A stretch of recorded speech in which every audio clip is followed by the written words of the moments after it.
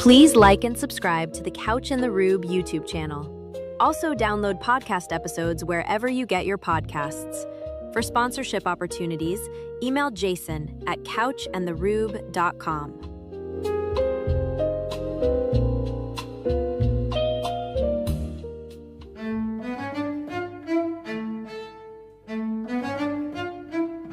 What do you get when you cross a know-it-all newspaper columnist with an awkward, unsophisticated everyman? Yeah.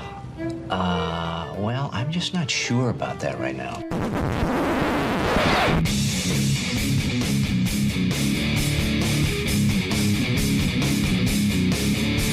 Welcome to Couch and the Rube. Welcome to Couch and the Rube, our Friday show, presented by our friends at Front 43 Neighborhood Pub and Cask and Company Kitchen and Bar, the original Couch and the Rube sponsor. And as you are starting to think about coming into town for MSU football games that Friday against Toledo, Eastern Michigan, down the road, Illinois, every game, think about adding Front 43 and Cask and Company to your experience. It's a pregame tailgate, a postgame hang, dinner the night before, brunch on your way out, whenever it is. Or if you live here, just make it part of your routine. Great place for a date night, great place for a work lunch, great place just to post up at the bar and watch sports, watch college football, which is right around the corner, watch the NFL, watch soccer, which starts shortly after we record the show, the Premier League on Friday afternoon. Jason, how you doing, brother? Here we go. Ladies and gentlemen, Tiger fans, how are we doing today? What's up, buddy? How you doing? I'm great. Yeah. It's the beginning of the Premier League. I am. This is all I live You for. don't bore people at the beginning of the podcast. Sorry. This is all. By the way, Spartan Speak had the same issue that we had.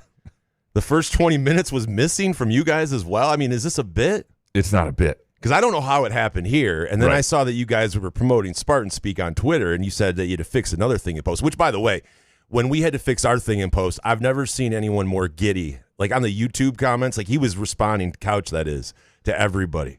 We finally fixed one in post. Send. Next comment. We finally fixed one in like, dude, he just went down all the comments, dude. It's the best. You were so excited that we actually had to fix one in post, but it was kind of, shout out to Alex Heward for doing that for us, but it wasn't fun to do, I'm sure. No, and it's always scary when you don't know why something happened. It's the more alarming thing. Yeah. But, Usually I know it's a mistake on my end somehow, but then I was like, wait a minute, because Michigan was fan fine. Jordan hit me up. He's like, dude, the first 20 minutes of the show's not there. I'm like, oh, here we go. It was fine on YouTube all along. We just had to fix the pod version. But Spartan Speak, you guys had to fix another one. So that's my fault. I'm the editor. Well, it's not all my fault. Let me put it like this. Phil Friend. You can blame him. No. Oh. It's the fault. I mean, there are lots of layers to this. It's the fault of my company, which uses, and this is not me, but Chris Solari uses a PC instead of a Mac, which I don't really understand why PCs exist. But and anyway, his computer in the middle in the middle of our podcast, which we're in separate places, but we're looking at each other over a Teams chat. In the middle of our podcast, had a forced reboot, like an auto reboot that never happens on a MacBook. It can only happen if you're using a PC. It's like a forced reboot. So then I had to edit one more section together, and somehow when I was doing all that, needing with a limited time to do everything, I sent the wrong version to Phil Friend to post it. Oh, so Phil Friend still has something to do with the pod. I guess. So that's what happened. I was just goofing on Friend because I thought he was gone. Totally my fault. But the way that happened. But it all began with the choice to use PCs, which is just a choice. I don't really understand it, but people do it, and it is. I love my MacBook. Yeah, it is what it is. I get. And they're less expensive, so I understand that, and that's why they're less expensive, because you can be doing something important. Like Solari was at the but steal one or something like that. Solari was at the Dan Bartholomae press conference the other day. Yeah, my guy, and had another forced reboot, like in the middle. He's like, I can't even, what are we doing here? And that's stuff that only happens with a PC. Does he control alt deleting like in the middle of this presser? Like, what the hell? I don't know. I know Windows I've never been a fan of, but you can say what you want about Apple, but man, they've never let me down. Yeah, when I've had an issue with an old MacBook, go right into that Apple place there in Eastwood. Yeah. Man, they go, oh, okay, yeah, we'll fix that for you. No problem, sir. I actually had a story there recently where I went to, I don't even remember exactly what I was doing there, but I went in there with a phone with an issue, and they said, okay, we'll get to you. Just sit at this table. And I realized they put me at a table with a bunch of senior citizens like this. And that's when I realized I could fix the problem myself. It's just a coincidence. No, they were like, this is a basic problem. Here you go. Everybody else there is over 65. And I was like, oh, okay. Have you tried unplugging it and plugging it back in, sir? They start you with that one. And then I gave it another go, and I was able to get it. So I was like, thank you for that. And also, speaking of our guy, Dan Bartholomae, I mean, I heard after this press conference, which I watched, by the way, it's something else, the pressers that they put on. We've seen so many. And in your column, the way you suggest, like Pat Fitzgerald is on his second AD. Like, it's the way you put it. I was like, damn, that's right. Like, these guys have seen 2 ADs. The volleyball coach, she's, this is her third AD. Dude. And this is her second season. Dude. So that made me like, what the hell? But I heard Dan Bartholomae mention the podcast at this presser yesterday. Not at the presser. Afterwards, during a little... during the presser. Like, we were just introducing ourselves to him, and he just said, oh, yeah, I know you from the podcast. So... Hell yeah. So I'm already a big fan of this Couch guy. in the Rube listener, Dan Bartholomae. Alan Haller's like taking a second seat for you, I guess. Has to be. He's noticing you from... I mean, come on. Shout out to Dan Bartholomae. Yeah, get your shit together, J-Bat. We got, yeah. 2 others who are ahead of you here. Anyway, I thought that was awesome. Yeah, no, it was cool. Because I told T that, and she's like, "Oh my god!" Like, she was so impressed. I'm like, "Well, he was in Western Michigan for 4 years. I mean, yeah, he would have heard about us probably." We should be less impressed when people actually listen to our podcast, because a lot of people do. Well, when it's someone of that stature, when it's someone who's being brought in front of Greg and Dawn Williams, and then you hear that they listen to our pod, it's just kind of wild. Just another human being, 46 years old, same age as us, man. Yeah, I mean, I'm still shocked that anybody listens to this show, for sure. Yeah. But, yeah. Well, we'll get into Dan Bartholomae a little more and some MSU football and a lot of stuff through your Groovy Donut Twitter questions here momentarily. So what did you say when he said that? I know you from the podcast. I mean, I just said, "Oh, I'm sorry," or something like that. I usually apologize for us. Sorry about that. Yeah. Sorry, Dan. Nothing I can do about it. I've been really like you just get into this run-on sentence. No, actually, we've been censoring the show. We're not a misogynistic podcast. Just want you to know that. Oh, that's an inside joke that we don't need to get into. Sorry. All right, before we get into the rest of the show, as we do at the end of every week, what we are betting, presented by our friends at Firekeepers Casino and Firekeepers iCasino and Sportsbook app. Download the app today. Premier League football is here. College football just around the corner. The NFL. Great time to download the Firekeepers iCasino and Sportsbook app. Also, table games. And you can also head down to Firekeepers Casino, to Daisy's Taproom and Sportsbook. Get the in-house sportsbook experience. The casino floor there, the other restaurants, just a great place to be off I-94 in Battle Creek. Jason, are you betting anything this weekend? I'm not betting anything this weekend. I'm sick of the Tigers. I've got my dick kicked in the past 2 weeks doing the SGPs with the Tigers. Blowing that game against the Pirates the other day, I'm just done with them. Still BMW bets are going on. Got a top 20 that's still live. Jake Knapp triple bogey today on 6, and that par 3 that pretty much puts him out. Siwoo's even, so those two are my outrights for the BMW. That's a no-go, but we still have a top 20. Hopefully we can cash and still be positive for this golf season, but I don't know. Give me your golf or your soccer bets to Boris. So there are a couple things here. One, and I mentioned some of the futures for the Premier League and others this weekend. One thing you can parlay with all your futures, like I really like, one of my favorite is Hull City to finish bottom, Arsenal to finish top, and then add to the parlay, throw in PSG to win the Ligue 1, the French league, and you awake over there? Yep. Okay. Just did some cocaine. Yeah. Hey! And Bayern Munich to win the Bundesliga. If you do those for Bayern Munich and PSG are both going to be like minus 800, they're going to win their leagues. So just throw them in as a parlay with everything else you're doing. Hull City at the bottom, I think they're going to be historically bad as a Premier League team. I like Arsenal to win the whole thing. That, to me, is a good plus money parlay. But for this weekend, easing my way in. Oh, that wasn't this weekend? Well, that's the whole season. Oh. To easing my way in, I like because a lot of these teams you haven't seen, you got to get a feel for. You got an idea, but you don't know how it's going to match up. And I didn't want to do a Friday. I didn't want to add Arsenal into here because a lot of people aren't listening live, and then that game will be over. So 3 games is a parlay. Manchester City versus Bournemouth. Manchester City, tie no bet. Everton versus Crystal Palace at home, tie no bet, Everton. And Hull City at Manchester United, tie no bet. 2 of those are really short odds. I mean, it's minus 1,625 for one of them, minus 1,000 for the other. It's 191 for Everton over Palace, which I really like. But by adding those other 2 in, you're going to get something that's even money, that entire bet. So those are the 3 I like. Man City, tie no bet. Everton, tie no bet. Manchester United, tie no bet. Get you an even money bet, something to play this weekend that's a little safe, but I think is going to play even money and a fun way to get into it as we begin the Premier League slate. So minus 1,000. No, that's just one leg. Yeah, but damn. But that is what we're betting. Presented by our friends at Firekeepers Casino and the Firekeepers iCasino and Sportsbook app. Are we ready to dig? Well, before we dig into Groovy Donut Twitter questions, this is a landmark day. Yeah. It's the final day. I thought he was done already. For Nolan the Intern. I haven't seen him in like 3 weeks. Yeah, he's here. He's in studio. And so, what's up, buddy? We will include him in a few of your Groovy Donut Twitter questions, or a couple questions for him. And also, if you're out there on the live chat on YouTube, we will shout out Nolan. You can talk to him personally. Say whatever you'd like to him in the chat, and we'll get into those comments. So we're glad to have him here one last time before he begins his senior year. I wonder what he thinks of the Penn State scandal there with the cocaine. Pablo Plejgabar. Dude, that was great. It's the greatest thing I think I've seen on Twitter. Would you be talked into that if you were in a fraternity? All of a sudden you're chopping I am in a fraternity. up. But if they made you chop up cocaine, like there's no way, right? Like you know. Can I plead the fifth?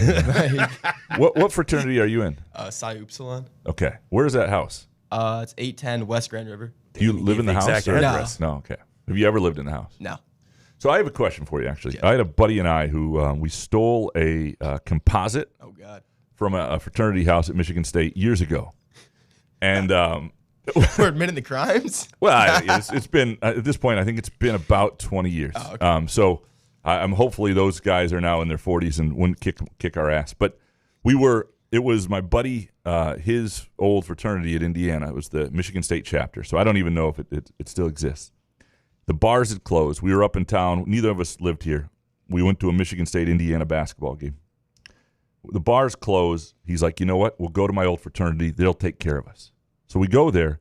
He was disappointed in the hospitality. He felt like, here I am an outsider, alumnus of this fraternity. He didn't think we got like one beer. He didn't think they welcomed us well enough. So he was annoyed, and we were both a little drunk. And we decided we were going to steal the composite of the 1988, this is like 2005, the 1988 class from that fraternity house in this giant frame. We had a cab coming, and he stood at the bottom of the door and waited until there was an opening.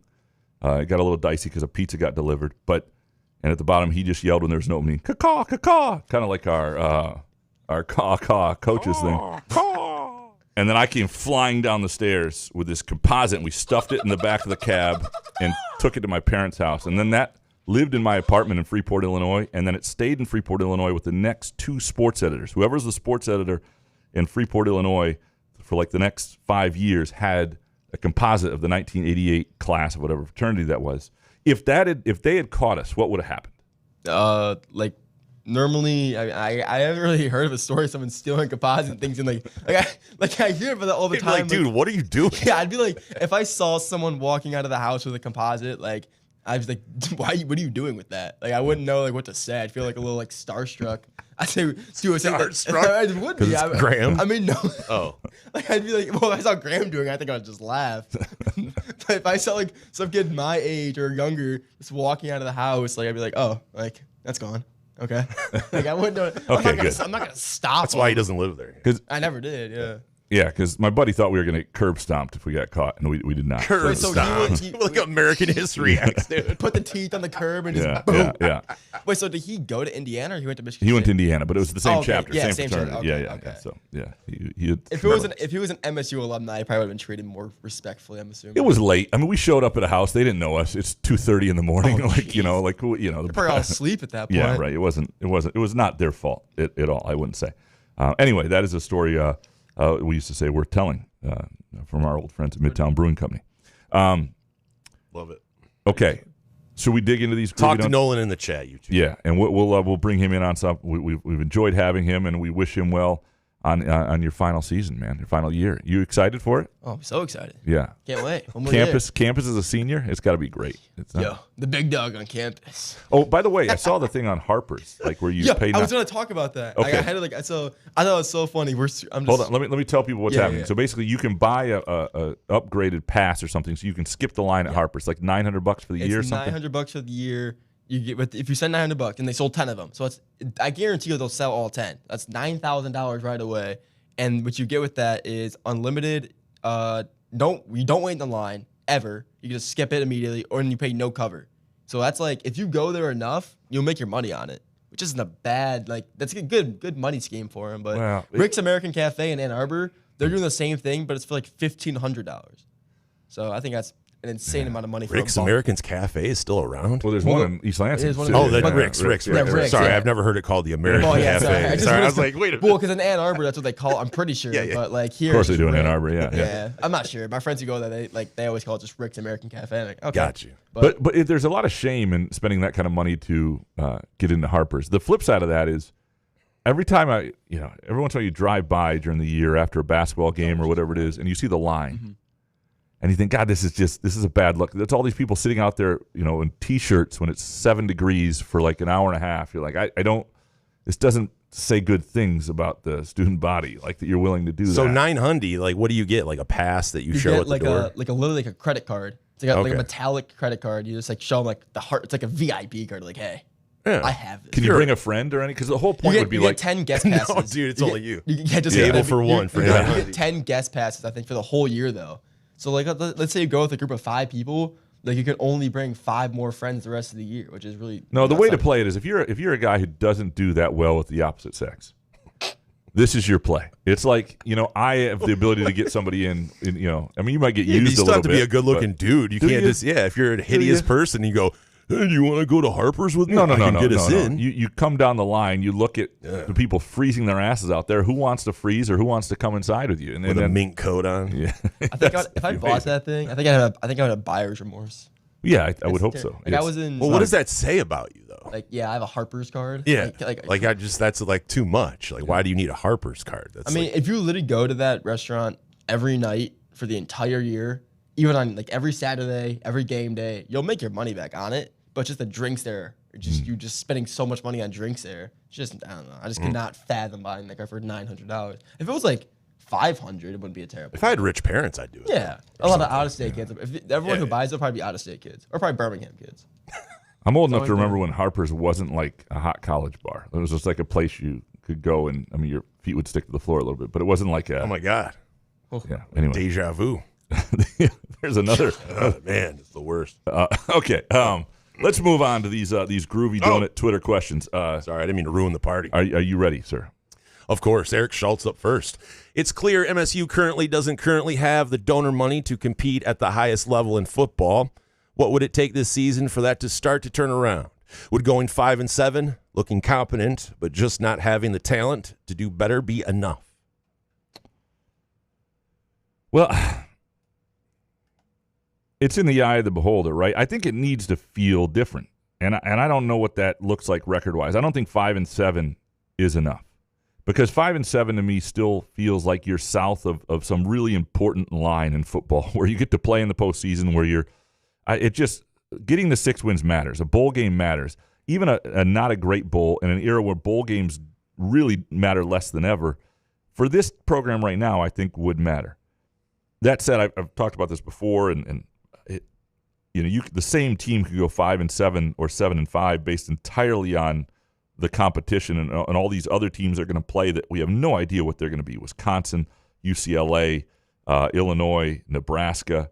It's a Northwestern. They're just all these teams that we don't have a great sense of right now. So you could be the same team and be 5-7 and 7-5. I do think 6-6 matters, and I do think finding juice within the season, something that excites you, whether it's Cam Edwards being a difference maker. Now he's a 1-year guy in Michigan State, but it's I think the best thing that could happen to this program is that the defense, which took major strides last year as the season went along, starts to look like the makings of something that could be an identity. That would be something you'd leave the season, even if there are some limitations on offense, even if there's some frustrations. If that defense has a swagger about it, and it may not be perfect in every game, but is something that looks like it's on its way, that would be a good. You win 6 games, you have some moments. I think that's a good way to get out of the year and sort of drive some momentum. Next one from Eric. Graham, do you realize how often you answer questions with, I don't know? Jeez, man. We know you don't know. We want your opinion. Ebling used to always do that with Crawford. Tom would give his thoughtful answer. He would. He'd ask Jack his take, and Jack would be like, I don't know. If I knew, I'd be in Vegas.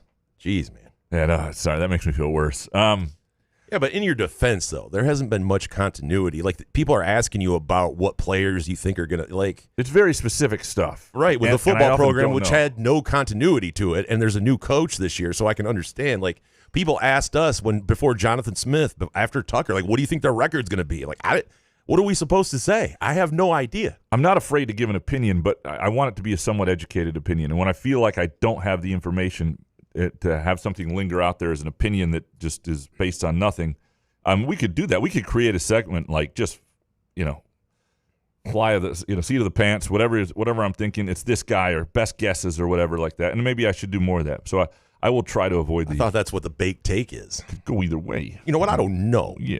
No, I have no idea. I will stay away from that Vegas line. If I knew, I'd be in Vegas. I won't do that to you. Dominic, are people wise to furlough Couch yet? He has purposely eliminated the Monday show in favor of a Tuesday show, which essentially eliminates the Wednesday show and then finishes with the Friday show. A 2-show week. This is the effect that the furlough has on society, people. So, a couple things. Dominic figured it out. Yeah, he did figure it out. That's No, pretty good. The problem is simply been this. Michigan State has a new football coach. I cover the football team. Mm-hmm. They have made their fall camp main, and I didn't know this schedule, their sort of main availability with Fitzgerald has been Mondays, early afternoons. And that's new. And so when you have a program that turns over head coaches every year and a half, you lose the rhythm. Like we used to be able to count on things with D'Antonio for a while and either Mel Tucker for a minute. It's like, all right, this is the schedule. And so you have to kind of figure this stuff out. It won't be a problem once the season starts and everything. It's just one of those things. And then Monday you wind up with the news of the AD, which I didn't know was going to happen, but we would have had to cancel the show so I could write on that anyway. So it's just been news, and it's been MSU scheduling and ultimate disrespect for this show, frankly. I mean, if people should work around it. Yeah.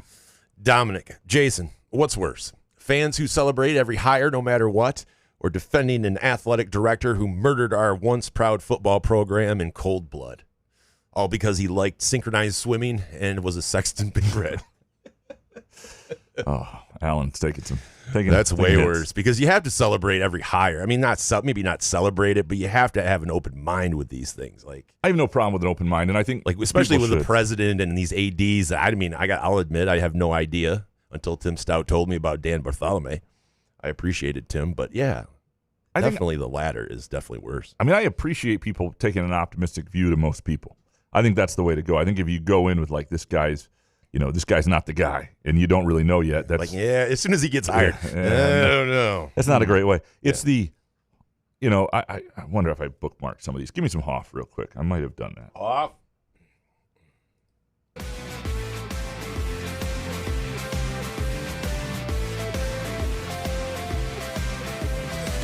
I am the passenger. What the fuck? And I ride and I ride. Okay, writing right up into my rectum, and it was painful. Oh, all right. So it's I bookmark a lot of stuff. Good Lord, for what? I don't know. I always think I'm going to go back and read on things. Blue Sky? No, on X. I think I'm going to go back and read things. I'm like, oh yeah, this will be a good story. I'll go back and look at this. I do it when I fat finger. Yeah, and then I'm like, oh, I better not bookmark that. Yeah. And there are some people I think absolutely have an idea that Dan Bartholomae is somebody they genuinely like, or they have some experience with him. Right. And so I don't have a problem with it. But there were some out there, that were just like, I'm not going to say who this was, but you can find it.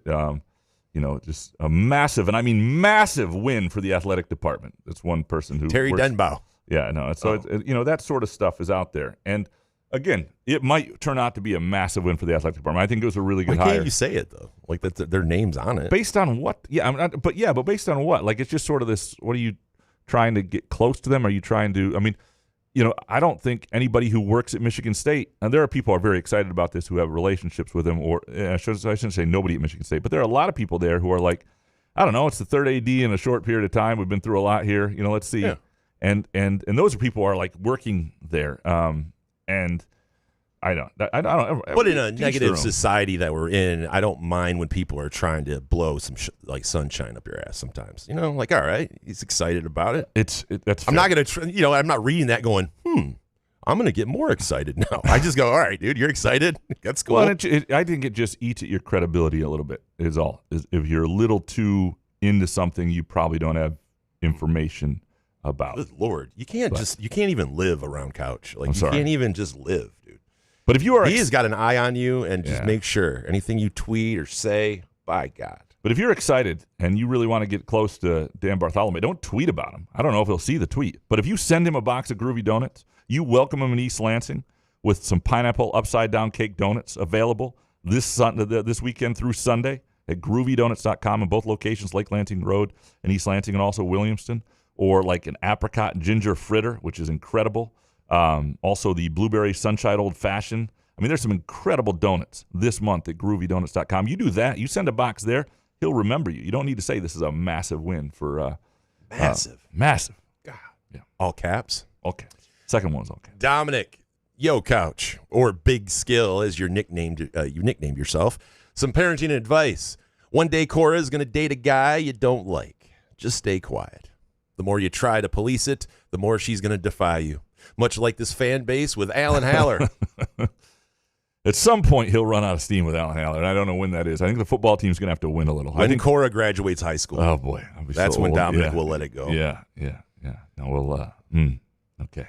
Thank you, Dominic. Butternut's McGillicuddy next. At the time of this tweet, I see MSU over 3.5 wins at -140 on FanDuel. Is this a mispriced line? I had seen closer to -170 on other books. Just placed a good chunk of that and a smaller amount on over 4.5 at +150. I don't think it's a bad play. I actually just wrote about this for a column that's going to run this weekend, and it was just sort of a 3 quick takes column. But the line was interesting. The fact that the line really hadn't moved a lot, and on some books the line had regressed a little. I find fascinating. I don't know a ton about this MSU football team in terms of what they're going to be. There's some guys I'm intrigued to see. Well, you'd be in Vegas if you did. Yeah, I mean, there have been other years that I haven't had a great idea about things, but I've never seen the line this low, the expectations this low officially in terms of the Vegas line. And, a couple years ago when they went way above it, might have been the Mel Tucker 2021 year, I think it was 4.5, right? And they went way above it. But when you have the schedule they have, like Toledo, Eastern Michigan, say they win those two games. And if they don't, they got big problems. And I know they're only a 10-point favorite against Toledo, but let's say they beat Toledo and Eastern Michigan. They need 2 more wins. And they have 2 games on their entire schedule, which I think are probably out of the realm of possibility of them winning unless things really go haywire for one of them. And that's at Notre Dame in September and at home against Oregon late in the year in November. There's a game at home against Washington. I think Washington may wind up being quite a bit underrated, and that could be tricky. And then Michigan is a more seasoned program, and we'll see what they are at quarterback and what they are. But it's a rivalry, so things can happen. But even if they lose those 4, there's 6 other games in which they have to win 2. And you have a Nebraska team coming to East Lansing that you were better than and blew the game and should have beat a year ago. You have a UCLA program that I think made a good hire in Chesney, but is has been in some dark places. You have an Illinois team that was rated by the transfer portal coming to East Lansing. You have Northwestern, which is the an emotional game because it'll be Fitzgerald's old team, and it'll be Aiden Childs coming back. You have Rutgers, which is still Rutgers at the end of the season. Like, you're telling me all these teams we don't know about, that Vegas doesn't know about, that the bettors largely don't know about, that of those 6, Michigan State isn't likely to get 2 of them?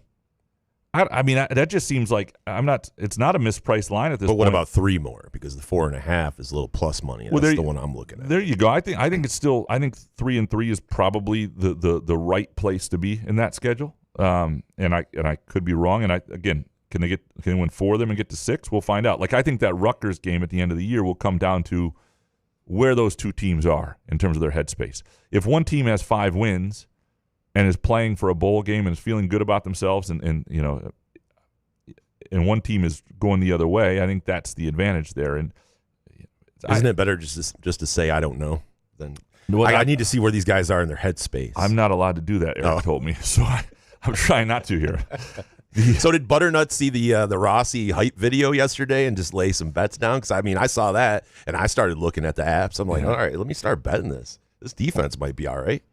Yeah, I think over 3.5 is a smart play for people. Obviously I'm not going to do it myself because I cover the team, but I have Nolan plays it for you. Yeah, I'm not going to. I would say that I would tell people that line even at minus 140, or again, if you throw in, like, if you're looking for a way to get that to even money, you throw in like you can Bournemouth or whatever your minus 1,000. You can throw in some soccer bets and get yourself down. Anyway, all right, let's keep going. Water torture bets. Ethan Sharmella next. In terms of impact at MSU, how do you think Cam Edwards will compare to Nate Carter? I don't know. And Nate Carter had some moments. One great performance against Michigan, which was interesting because that was a place that he had wanted to play and went to a camp there and looked just like a man possessed. And then you see how he, gets a cup of coffee in the NFL and looks okay, and it's like, well, wait a second. Maybe that offensive line was horrible. So I don't know. What I find fascinating about the Cam Edwards deal, and I wrote about this too as part of the, is just what was said by Pat Fitzgerald about Edwards. Like, if you go back to the Kenneth Walker play on the opener at Northwestern when Pat Fitzgerald was on the other sideline, 75 yards around the left side, nobody saw coming, right? It gave the season instant juice. But part of the reason, it was just such a, whoa, what was that? Where'd that come from? And players and coaches later admitted they had a good feeling about this because they couldn't stop Walker in practice, that he was going to be special. But they had not talked about it in those terms. Here's what Pat Fitzgerald said about him just last week of Cam Edwards. I expect him to be the best running back in the country. That's his goal, and we expect to push him to be that. He has shown just unbelievable ability here in camp. There was a play the other day where he ran through it, and Devin Spalding, the running backs coach, and I made eye contact, and I go, I'm good. I don't need to see him until the opener. Like, put him in bubble wrap. Like, we're good. Like, that kind That's of. what they say about the Lions. Yeah. And then he says, like, I've coached some great backs. I'll be very interested to see how these initial 12 chapters get written this fall by him because he's every bit got the talent to be the best I've ever coached. Like, that is you're not holding back there. You're setting an expectation that you got to know the kid's okay with it. You got to believe in his talent, and he becomes a very intriguing player when you have people say like that. He was a good back at UConn, rushed for 1,200 yards, 5.9 yards a carry, a little different level, but we'll see. I have no when a coach says that, I'm at this point I have no reason not to believe him until those sort of things happen. Like, for a long time with Mark D'Antonio, I didn't believe the hype he would say on players because of the 2012 receiver group, right? It's the year after they graduate a bunch of really good players, and it's Benny Fowler, and it's all those guys when they were a little young, and that whole staff, it was like they were going to try and blow confidence into these guys by building them up as the next great things. And they dropped 66 passes that year, and they really struggled, and they just weren't ready for it, and it made you stop believing the coaching staff when they talked about players. At this point, my relationship with Pat Fitzgerald, I have no reason not to believe him. If he thinks somebody's that good and he says it, I'll take it at face value. Years later, with Josiah Scott, it was I remember D'Antonio calling him like the next Darqueze Dennard when he was like a true freshman, and thinking, man, Darqueze Dennard's one of the best players ever to play at Michigan State. What is that? What are you doing? But with defensive backs, D'Antonio had credibility, and right away, Josiah Scott wound up being an impact player, and you could see it, the way he closed on the ball. He was a special player. And so then you start to understand with certain guys there's credibility. I don't know with Fitzgerald. This is what he said, so we'll see. Ethan Shermella, if you could go to one road game and the options were Ann Arbor or Piscataway, which do you choose? I'm not talking about Michigan. I heard Piscataway's nice. Yeah, well, the answer is Piscataway. I'm going to tell you why. Because you want a road trip. Now, I guess it depends where you live. And if you got a great tailgating experience in Ann Arbor with people, then it's Ann Arbor. I mean, the Michigan, but Piscataway, I mean, Ann Arbor is like an hour down the road. If you're looking for a road trip, you're looking to go somewhere and be somewhere. It's not the worst football experience. It's easy. It's not going to be packed. It's easy to get around the stadium. It's an easy experience. The tailgating there is decent, and you're doing something fun that's sort of out of the way. And a lot of if you've never been to a game at the Big House, I would say Ann Arbor. If you've got a cool tailgating crew, mixed fan bases and all that stuff, friends, then do that. I'm not saying that, but like if you're looking for a road trip, Ann Arbor is like you're coming home that night. Piscataway, you're like, you're at least you're in the Newark Airport Hotel. Like it's something. Like it's I don't know. I would. It can still be a vacation an hour away. You just don't have that long car ride. That's true. You can still Airbnb it. Is that Same wild? hotel. Is there a certain hour away? Is that too much for an Airbnb? No, in fact, if you I guess if you're drinking and yeah, partying. if you want to drink heavily, you should just get a hotel or get a friend's house or something. Yeah, I forgot about that. That's a good. It's been a while since I've had to worry about that. That's a good point. Yeah. C-Dubs91, why am I seeing so many Toledo upset picks over MSU?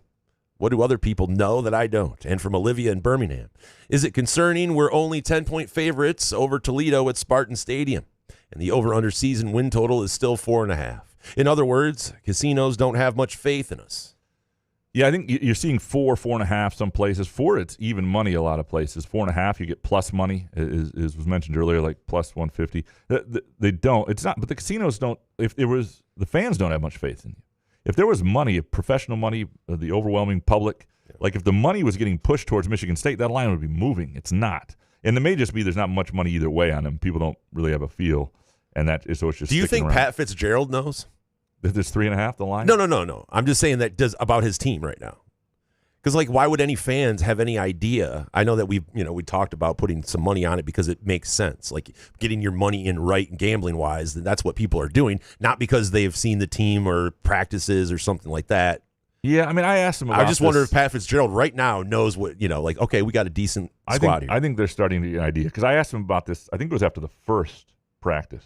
Like it was something along the lines of when you get an idea of, okay, this is going to translate to the game. We're going to be okay here, this sort of thing. And so I'm guessing a lot of these guys have a feel right now, but some of it's bright light stuff. You don't know for sure. The one thing with Alessio Milivojevic, nice, yeah, thank you, is that if he has been in big moments, he's been under center, and he's handled it well. So, you could have a quarterback who had similar talent to him where he can make the throws, we need to do this, but he doesn't have the experience. We don't know what the bright lights are going to look like. So you have a confidence with him that you know what the bright lights are going to look like with him. That's not your concern. The concern is what's his ceiling, who is he going to be as a player. And that's probably a little comforting. There are some other guys where they probably don't 100% know that. But my guess is they have an idea of what they can be. And I haven't sensed panic. I just don't think the books or people that are, the fan books base have much of an idea. That's why they're hanging it so low to try to see where people are at. And these opportunities don't always happen. I'm telling you, if you like it, and this is a great way. Look, I'm not telling you to bet Michigan State. What I am telling you, though, is this is a great way to bet Michigan State. Yeah. Because if I just talked about the number of games this season that we have no idea about, and we'll have a better sense by the time some of those games are played. But we don't know what Michigan State is. We don't know what Nebraska is. We don't know what any of these teams are. And you can have a little bit of action on all of those games essentially by just taking the over. And if they hit it early, it's great. But even if not, you're sweating it out against Rutgers, and you got action on Rutgers at the end. I think they're gonna get to 4 before Rutgers. But if you have the 4.5, who knows? I just think it's a healthy, safe way to play within your means and have a little something on it, and not let every game be the end all be all. For a lot of people sports gambling has become such a bigger part of society. For a lot of people, your team doesn't cover, it can ruin a win, or you lose the game, it can ruin because you have money on it too. When you do this, even if you lose a game, you just got to win 4 games in the year. The bet itself won't be part of why you're annoyed. But if the under hits, let's say Michigan State only wins 3 games, your anger will be warranted. Like this 100%. podcast might end if the under hits because people are going to be so pissed. Pitchforks. Yeah. Right. I just think if it's a healthy way to do it without putting too much pressure on any one game or any one player who screws something up, it's a if you're going to put money on your team and you get a lot. Now, don't do it every year because there are years where it doesn't make sense. There are years where, you can tell, the year after Michigan State won all those games, won 10 games or 11 games even with the bowl in 2021. The next year, the over-under might have been like 9.5 or something like that. I mean, 8.5 maybe, whatever it was. That was not the year to do it. Even if they had a chance to do it and they were better, they didn't wind up being that good. But this is one of those years where it probably makes some sense if you want to put some money on it and you don't want to do it week to week. It's a pretty safe way to do it. C-Dubs91 next. Do you think upper bowl seats at the Breslin should have a scholarship fee? When I got the email, I felt like Jason when his Peacock sub increased. I didn't know this had happened until I saw this. You got to stop with the fees. Well, here's what I would say. I mean, you have to name it a fee, like the scholarship fee. And there are a lot of people, though, who will talk about the fans will say, well, they need so-and-so to give more. They need this billionaire, these donors, they got to fund this, but they're not doing it. This is part of the way of getting every fan to donate, right? This is one way of this. You're trying to make as much money as you can. You have to, Bartholomae talked about it the other day. You got to rename Spartan Stadium. Like all these things, you're leaving money on the table. And this is a way to get a little something from fans more. Because we don't give enough. However, yes, that Right. said, you have to create an experience that's worth it. Because at some point for a lot of people, it becomes not just a tipping point where they can't do something. Maybe there are enough people who go to Breslin if Michigan State's winning anyway.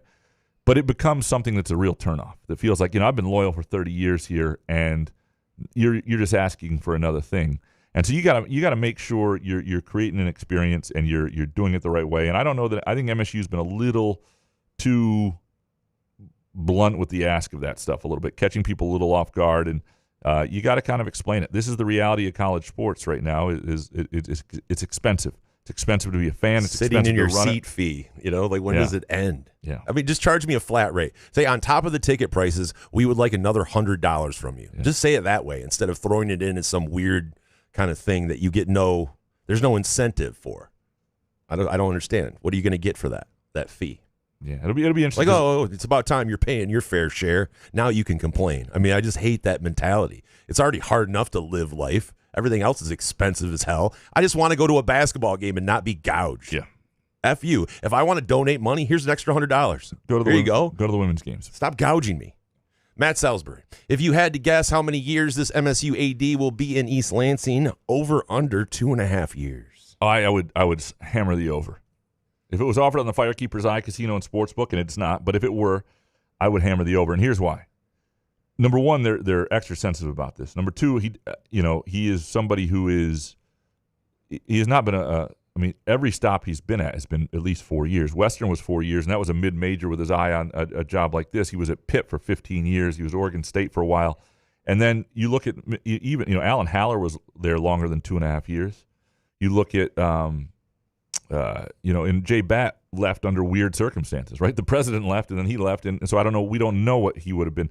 I think, I don't know how many years he'll be there. But I think he's got a chance to be somebody who's so minus. Who's there for so a little 2.5 would be like minus 185 or higher than that, right? Maybe minus 200. Under 2.5, yeah. Well, under 2.5 years. Yeah. What about 4.5? Well, no.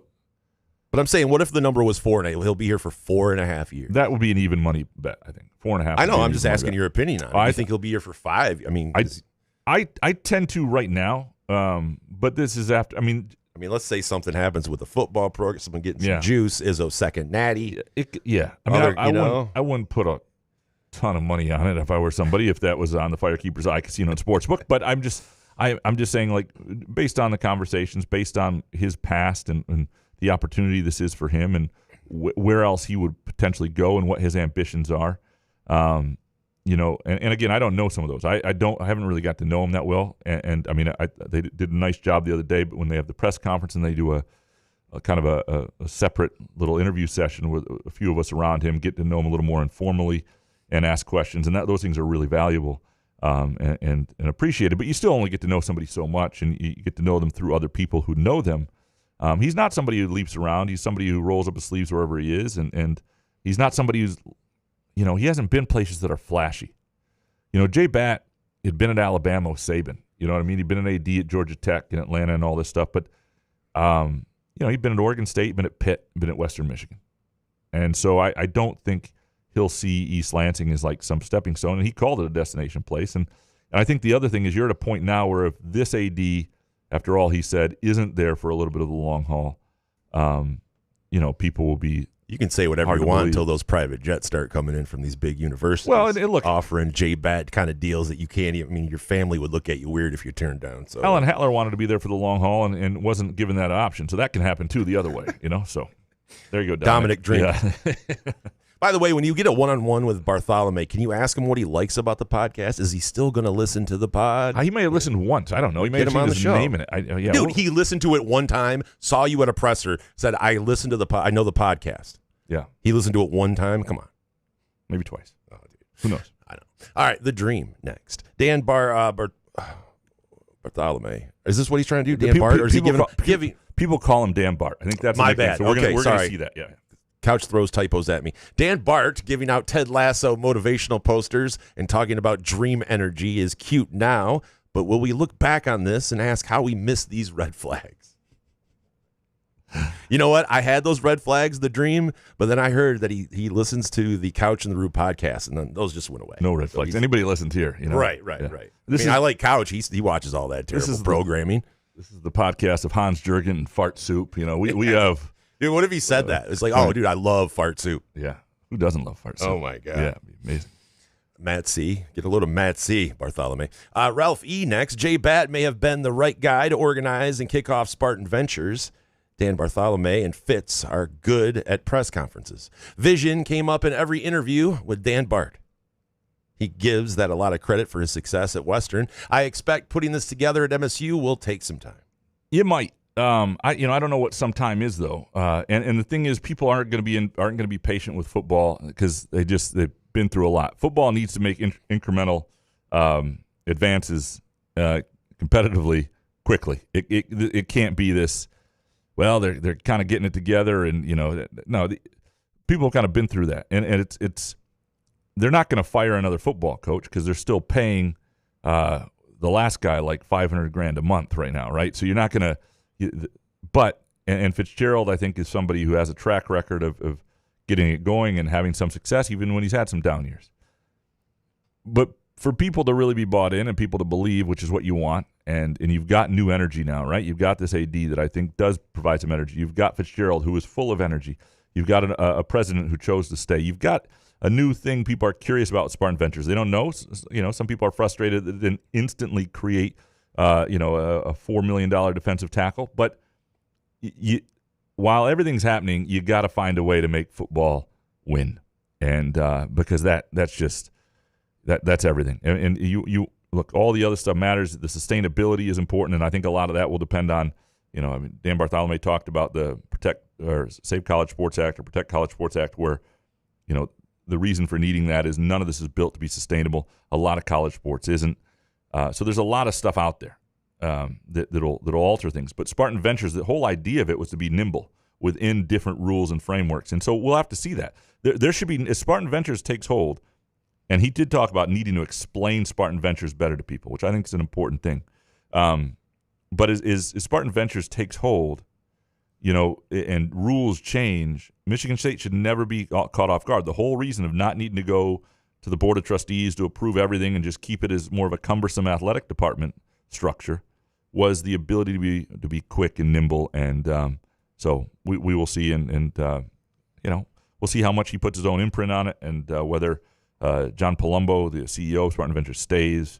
Obviously, a lot of nice things were said about him. A lot of people like him. I think he's a pretty good human being. And but we'll see what he wants to do and what things look like in a couple months. Let's take a. Oh, go ahead. Oh, sorry. I was just going to ask about Bartholomae. Was that like a subtle shot saying that Spartan the Ventures thing had not been explained very well? Well, no. Is that a shot at Palumbo or no? Well, it's Palumbo's not the spokesperson. It's a shot. I think it's not a shot, but it's the reality of. He's not wrong. He's not wrong. I'm just wondering if that can be misconstrued as something. I wrote an article about it, and only somewhat understand it and didn't even explain it all that well in the article. And I sat down with Bat, and I mean, I did to some degree, but what people don't understand, what hasn't been explained that well, is where the money comes from and how it works. And essentially how it gets, and all this stuff gets funneled these days, you know, and that's, people are still confused about that. And you'll see that with some of these later Groovy Donut Twitter questions.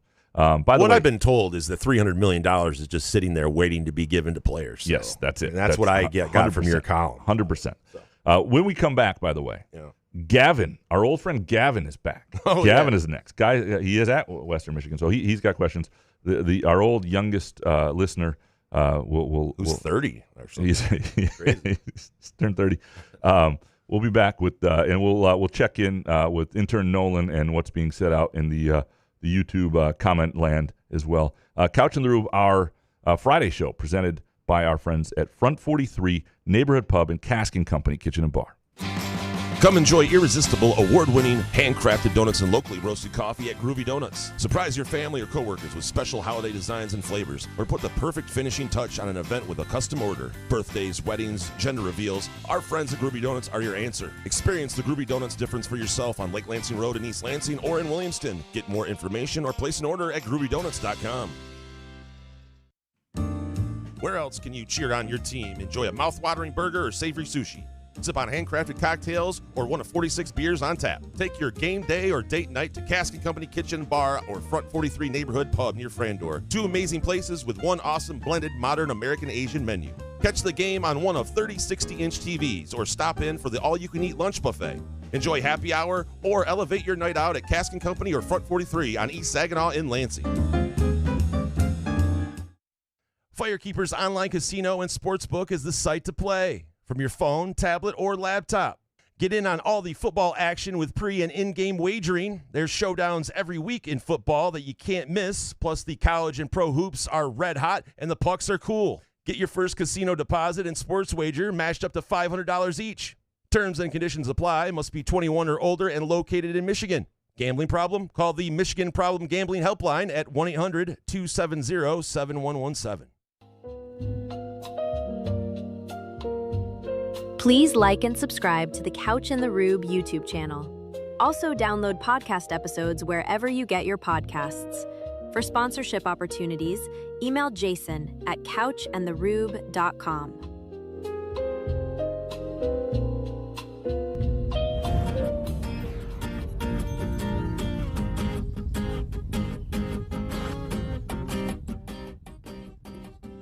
Couch in the Roof, our Friday show, presented by our friends at Front 43 Neighborhood Pub and Cask & Company Kitchen and Bar, the original Couch in the Roof sponsor. And it was about 8 years ago, next month, and I was sitting at Front 43 with our old friend Matt Mancarini, watching a Purdue-Missouri football game, losing money on Purdue, and or Missouri, can't remember which, thinking this is the best place in the world. And we are a brand new podcast. I'd love to partner with them. Went to the general manager there. They bought into us, and they've been great partners ever since. And we did that because they fit us. It's a great place. It's a great place not just for watching sports, but it's a great place for lunches. They have an underrated patio for happy hours, for dinner dates. The Cask & Company side, a little more restaurant-y, and a little more pub side on the Front 43 Neighborhood Pub. And go to caskandcompany.com to make a reservation today. And if you're going to be on the weekend, I do recommend that. If you're coming to town for an MSU football game, check them out. You will not be steered wrong. You'll love the menu, the drinks, and all that stuff. All right, back to your Groovy Donut Twitter question. All right, Gavin next. When's the 2026 MAC football season preview dropping, Couch? Yeah, I'm sorry. I used to do those. I think I'd rather read Gavin's preview, to be honest. Absolutely. Like, no offense to you, but you've got a kid and all that stuff. By the way, we furloughs. miss you, Gavin. Gavin was Gavin was on here when he wasn't supposed to be on here. Such a creep. Dude. Well, I did. We miss you, Gavin. Well, vocal fry and everything. He was like what? He was like what? 15 when he started. Yeah. Yeah. I think so. Yeah, maybe around there. I have to check and then that he out. hit puberty and was like, "What am I listening to? Yeah. Let me do something else here." Good Lord. Yeah. Gavin. Does this AD hiring lead to more scheduled MSU versus Western matchups over the next few years? You know, I don't know. I mean, obviously, there's that relationship. I'm sorry, I said I don't know. I apologize, Eric. I'm not supposed to say I don't know. I don't think it'll affect too much. But you will see. I mean, look, that's a place where there is a relationship, right? And he will have a relationship with people there. You'll be comfortable with it, it could in terms of football. I don't know. In other sport, maybe basketball it matters a little more. I do think what you will see now. I would be very surprised if MSU doesn't open the new Kalamazoo Event Center that they're hoping the basketball season 2027, 28. That season, I think if Dwayne Stevens had been there with Tom Izzo, that connection, you definitely would have had Michigan State opening that arena. I think you'll probably see that now. Last one from Gavin. Is it officially over for the Tigers' playoffs hopes this year? No, because all of major, especially on the AL side, it's just a bag of ass. So you could still sneak into a wild card spot, and their run differential is still pretty impressive. It's just our bullpen and Kenley Jansen are ass. So it would be shocking that this team would make the playoffs, right? I mean, they're 1.5 games out of the wild card. That's what I mean. You can't say it's over, but it feels like after that walk-off against Pittsburgh, it felt like it was over. But it's felt like it's over a lot this year. I know. And then you watch. There's another 6-game series. And I'm like, okay, here we go. Yeah. Let's get riled up for it again. It's just really depressing. Here's what I'll say. I think fewer and fewer fans are emotionally invested in the season at this point. Correct. And so if they wind up getting in, people are going to tune in and watch that wild card round because the Tigers are in the playoffs. Who wouldn't watch the games? Because there's going to be no baseball next year. So but that's a good point. Another reason to watch.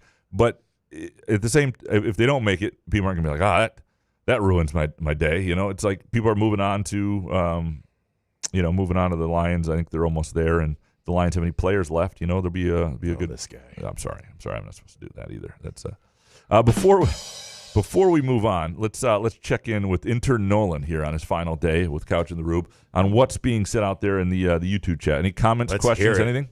I don't like that you say last day. It gets so sad. Well, you can come back. Appreciate it. Yeah. Yeah, I might have to. You can come back, man. Anytime. Can I come back? Yeah. Oh, sweet. All right, sweet. Thanks. Well, not anymore. Oh. Who's this guy? Oh, am I Gavin? Am I cooler than Gavin? Is Gavin better than me? Right now, yes. Gavin is a made man. Yeah, I assume so. Yeah. I'm just the small fry, aren't I? This one wasn't really a question, but he says from Spartan AG, dude, I live in Atlanta. I listen to you guys every week. Thought it was pretty cool. Oh yeah. This guy, Junior, says, this is the start of the stream, says, soccer is for goobers. Nice. Well, he's just wrong, but I appreciate it. Okay. That was pretty important. Do we have anything more thoughtful out there? Where was it? It's just anything at all. Dude. Yeah. I thought it was pretty funny. Is there anything at all? I mean, there's some there's some talking, but it says, it's from Josh, Nolan, one day you can be like us, listening to the couch when you're supposed to be working on a summer Friday. There you go. I appreciate that. Can I be like that one day? Can I listen to you guys just every Monday, Wednesday, Friday? And just yes, say, you can. Yes. Instead of going to class and listening, say, listen to Couch in the Rube. Or sometimes on Tuesdays. But yeah. Depends. Sometimes only on Fridays. It's going to be Tuesday, Friday. Friday's the always guaranteed. Stay tuned. Stay tuned. You guys guessing. Yeah. Matt said, Graham takes accountability for his own actions like a politician. #Couch 2028. Yeah, I'm not. That is true. He would be a really good politician. I don't think so. Would you run for an office? He would. You think so? You would be really good because you like to give an answer. Like if you don't know, like you'll just talk for 10 minutes, really not say anything, and then the person you're talking to just forgets where they are, and then you're like, oh, okay, and then we just move on with our day. So that's what a politician is good at. Yeah, you need to do that. The oatmeal story I once told on this podcast would go over well in a stump speech. Oatmeal story. Yeah, is that a discussion for a different day? Or? Yeah, it's just a bad story I once told about eating oatmeal as a child, and somehow told on this podcast. Like 5 minutes long. It's unbelievable. I don't like oatmeal. I never we don't need to continue the discourse. I think it was pretty good. We don't need to continue the discourse. But no, I doubt I will ever run for office. If I did, it would be for mayor of Lansing. That's it. Mayor of Lansing, that's it? Yeah, probably. All right, one final question. He says, who has the better hat today? I have my answer. Muskegon Country Club. Oh, that's nice. I'm wearing, cool. Yeah. Shout out Steve Schultz. I think Jason's was better. Well, mine's a Marquette hat, Yeah. So nobody cares. Did you just get that, or was that? No, I've had this one for a little bit. Yeah. So. I don't think it's a good hat. Yeah. I just put it out. No, Muskegon Country Club is pretty badass. So that's very. I like it. I like the It looks very country clubby. The white. The one small logo on the top says. It does. Yeah. I'm a somebody. Well, give us a sign. So if you get any good comments the rest of the way. Just give me a sign, like go like an X, like do an X, like you're like an airplane control guy on a runway. Yeah. Do that. Should I wear like a white yellow vest? Yeah, something like that. Right here. Hey, I'll let you know. Thank you. I'll throw up the Weapon X. You'll know. Thank you, Intern. Yeah, of course. Yeah, man. Graham really thought this was going to be a great idea when it started, but yeah. I love Intern. No, I'm just kidding. Mark Snyder, Wyoming plays at Central this year. Do you guys still keep in contact with Cody, and will he make an in-studio appearance the day before the game?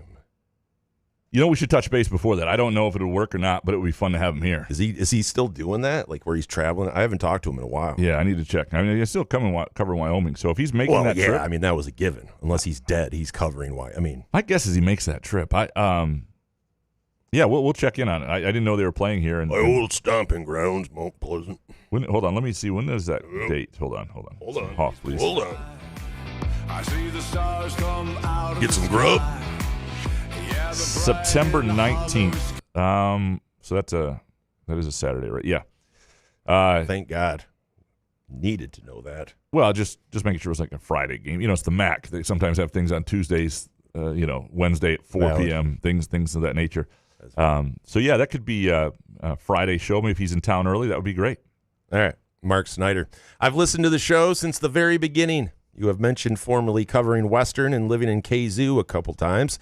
Do MAC new writers exist anymore? Not many. There are some people who do it on their own, and there are some places that still cover it. They just don't cover it as intensely as was covered back then, and it's too bad. It's the digital age. People discovered that, they can make more money. Like, you know what bothers me even, and I don't mean to shout out anybody individually, but you get a number of writers in this state who cover high school sports for venues, places, like newspapers, but their entire online presence is like covering Michigan football or covering, for some fan site or something like that. You won't even know they were like, embrace the main job. And like, that's the best part about covering a community. And like, I don't, that stuff I don't get. And like, to the point of this, like you don't get, there's just fewer and fewer people willing to just dive in and fewer places that really want to do it well. And frankly, some places there wasn't enough audience, and that's the sad part. And that got more and more discovered. I think in Kalamazoo, they should do better than they do at MLive. I've stated that. I stated that when I left, and watched what happened afterwards. There's enough of an audience if you do it right. And they were not always thrilled with me speaking up about that, so I'll just leave it at that. Why not? Because I was annoyed with it. What's wrong with constructive criticism, though? Exactly. We talked about it with Intern Nolan before, though. But if you think that, obviously you've worked in the newspaper business for a long time, and I think that you have probably some ideas to fix things instead of getting all bummed out and mad about someone saying it. I mean, if it's constructive, yeah, if you're just going, oh, it's a shit rag or something, My biggest beef with all these places that no longer ever travel with these teams is that travel's not that expensive if you plan it ahead. Right. Like my travel is pretty much booked is for every game. I mean, as soon as I know a game's happening, I get travel booked. And if the flight price goes down or whatnot, I adjust. But you wind up with situations where organizations will hem and haw about whether they're going to cover something. They face some pressure, they do it, and now the ticket's $1,000. Or now they've got to drive 10 hours instead of fly, and gas is a lot. And like, if you just do things originally, like if you give somebody a budget, say this is how much it costs, this is how much money you have to cover the team for the whole year. You've got to make it work. They'll make it work, and people don't act. I mean, I don't know. But what does MLive charge a month? And it's not just MLive. I'm saying these are a lot of places. We're talking like about them. Yeah, I'm just saying they got mad that you criticized them. But I mean, what do you charge a month? And what is, the viewership, the readership of a team like Western? But again, some of it is based on how well you cover something. Sure. You like for example, when and again, I don't mean to shit on the Kalamazoo Gazette here because this is a place I loved, and there are a lot of people. Why is it shitting? Anyway, but trying to save newspapers, dude. It's okay. When the PJ Fleck 2016 year happened, right, and it was a huge deal, and they went undefeated in the regular season. Tony Paul at the Detroit News covered the heck out of that and covered it pretty well. We went down and I did one column or whatever, but if it was 10 years earlier, there would have been no room for the Detroit News to come in. We would have had it covered. We would have had it blanketed. But people don't view you as a source anymore for something. When you don't travel on the road for Western Michigan hockey's national championship. Yeah, like that stuff that's not great. And you gotta this stuff is not as expensive as you think if you plan well ahead. And I've watched the way a lot of companies, and I don't want to name them because I work for one and, all these, but I've watched the way they don't spend things efficiently. And then every once in a while they have to cut back on travel. And I'm like, well, I've often thought if I handled all your travel for your whole company, you'd save a hell of a lot of money and you'd be able to get places efficiently. What kind of savings are we talking about? Because I love the logistics of this. I love finding the good flights and the smart flights and getting things early and finding the right hotel and jumping on it as soon as you know a schedule and all this. I enjoy that stuff. Really? And I always have, but you can't wait. You've got to have somebody who's on it. You can't go, a week before. Well, I guess we're going to send them on that trip. And oh my God, look how expensive it is. It wasn't expensive 5 months ago. It wasn't expensive 8 months ago. Anyway. Isn't it amazing when someone loves something that you absolutely loathe? Like that'd be like someone going like, oh, I just absolutely love doing laundry. I love seeing a full basket of dirty clothes. I'm like, what? Yeah. I just don't know why you're always apologizing before you. I mean, I just feel like what's wrong with constructive criticism? Right. Can I mention some that I've received myself? Sure. There was a listener named Bob. Bob wrote in and said, hey, guys, I love the podcast. I love what you guys do. You guys have great chemistry, but I think Jason interrupts Graham too much, and maybe, that's just something him and his buddy talked about. I read the email, and at first I was really pissed off. And then I go, you know what? Bob's right, though. It's constructive criticism, and I appreciate it. He came at it from a right place. And so today, for example, I've been trying to, I never tried to overlap Couch or run over him or do something like that. But sometimes when you do a show, and like we do, sometimes I can feel when Couch is kind of dovetailing out of something, and I just kind of jump in to try to keep it going. But I appreciated what Bob was saying. Now, if he would have came at me like, hey, that asshole Rube needs to shut his yapper, I'm like, okay, maybe he's not wrong there, but it's kind of like I'm not going to accept that. But I feel the way you go about it and the way I go about our constructive criticism isn't a bad thing. We're just trying to help a product that we love. Instead, it's like, oh, MLive was pissed off. Well, good, you should be pissed off because Couch has a point. And you guys are charging too much a month, and you need to charge an amount to where I can read your content without having to click on this thing and click on this thing and $8.99 a month. Make it to where I forget about that I'm paying you every month, because I would like to support a lot of this local journalism stuff, but I'm not going to pay each one of you guys $9 a month. I can't do it. The old line that we got when we started doing advertising for the show, right? It's you want to be in somebody's budget, not in their wallet, right? And that's right. But anyway, thank you, Bob, for the criticism, and because I had something that I'll work on for sure. I kind of disagree with Bob. I saw the same note, and I do a podcast with Chris Solari, and we tend to run over each other a little bit here and there. Graham. I don't think you do. I think that's one of the secrets. I don't feel I that do let when you I'm doing the go. show. Yeah. Yes. And sometimes you save me because my story's just running on. So maybe that. But that's something that someone's listening to the podcast and it chaps their ass, and I will look at it. But if you come at a constructive way, then you go, oh, okay. Yeah. And I was joking about being mad at first, but it's just because when you hear criticism, your immediate first thought is like, F this person, what do they know? Yeah. But instead of opening your mind and maybe so they have a point and they do, anyway, I just feel like if you're trying to save the newspaper business like you are, we got to just loosen up a little bit and be able to criticize. Skiles, long pinky fingernail next. You guys keep bringing up these local media legends. I have no context. Can you say why they're funny to bring up and what the inside joke is on Stout, Mad Dog, and Ebling? It is true. If you're not really from Lansing, yeah, I realize it's just mostly for like two handfuls of you guys when we bring up these. The people have been around the Lansing area. World. Well, it's not just the Lansing. I mean, there are a lot of people listening from the Lansing area, but it's the Lansing area of a certain era too. Right. That's the thing. It's Stout's been here for 50 years. Ebling's been here forever. Yeah. Mad Dog was here, left, came back. It's all just it's in good fun. Skiles, long pinky fingernail. Couch. Do you think the LSJ is your last professional spot? Hoping to keep you around for a while. Yeah, if they'll have me, I'd like it to be. Who knows? I mean, you never know what'll happen. But we've both my wife and I have chosen to be here in Lansing. I've chosen this, and I think it was about the time we started this show when my wife was working in Chicago that she and I had some conversations. Like, did we want to? Because she was either going to come to Lansing or I was going to go there, right? And so we had these conversations about like, where do we want to be? Man, you won. No, well, there were some things open in Chicago that I could have probably gotten or been considered for, and so it was like, okay, this would be a decent time, and everything time there was, I was like, if I might be able to get this, so if you want me to be there, let's think of it. We could have done a Chicago life, and that would have been fun and all that stuff, and I've lived there before in college. You guys had that nice apartment downtown, right? Isn't that where you guys? We had a couple different places. Yeah, we had a great Dude, spot. how did you pick? Okay. Yeah, but this, I'm glad you're I love here, man. Lansing. Yeah, no, this is we decided we wanted to be here. I don't know if we I had a would've made house that here. And, choice. yeah, we wanted to be here, so we're You here. really So do want to be here. I want to be here. Yeah. Damn. So my plan is to be here. Couch really loves this place. I wouldn't. man. If I he didn't loves love, Lansing. if You I should be mayor, dude. What the hell? You have shirts. You really love this place. I'd vote for you. Thank you. Richard Kane next. All of these practices take place in the summer. A quarter of the season will be played, and the time fall starts September 22nd. I know it's football, but average temps in the 80s does not seem like fall in the least. Can we maybe stop calling it fall camp? Maybe August camp. I think I read this and put August camp in actually the column today. I was like, I don't want to piss Richard off here. It's a good point. It is not fall camp. It's supposed to be camp for the fall, but fall doesn't start till week 4 of the season anyway. It's fair. It's football fall. Yeah.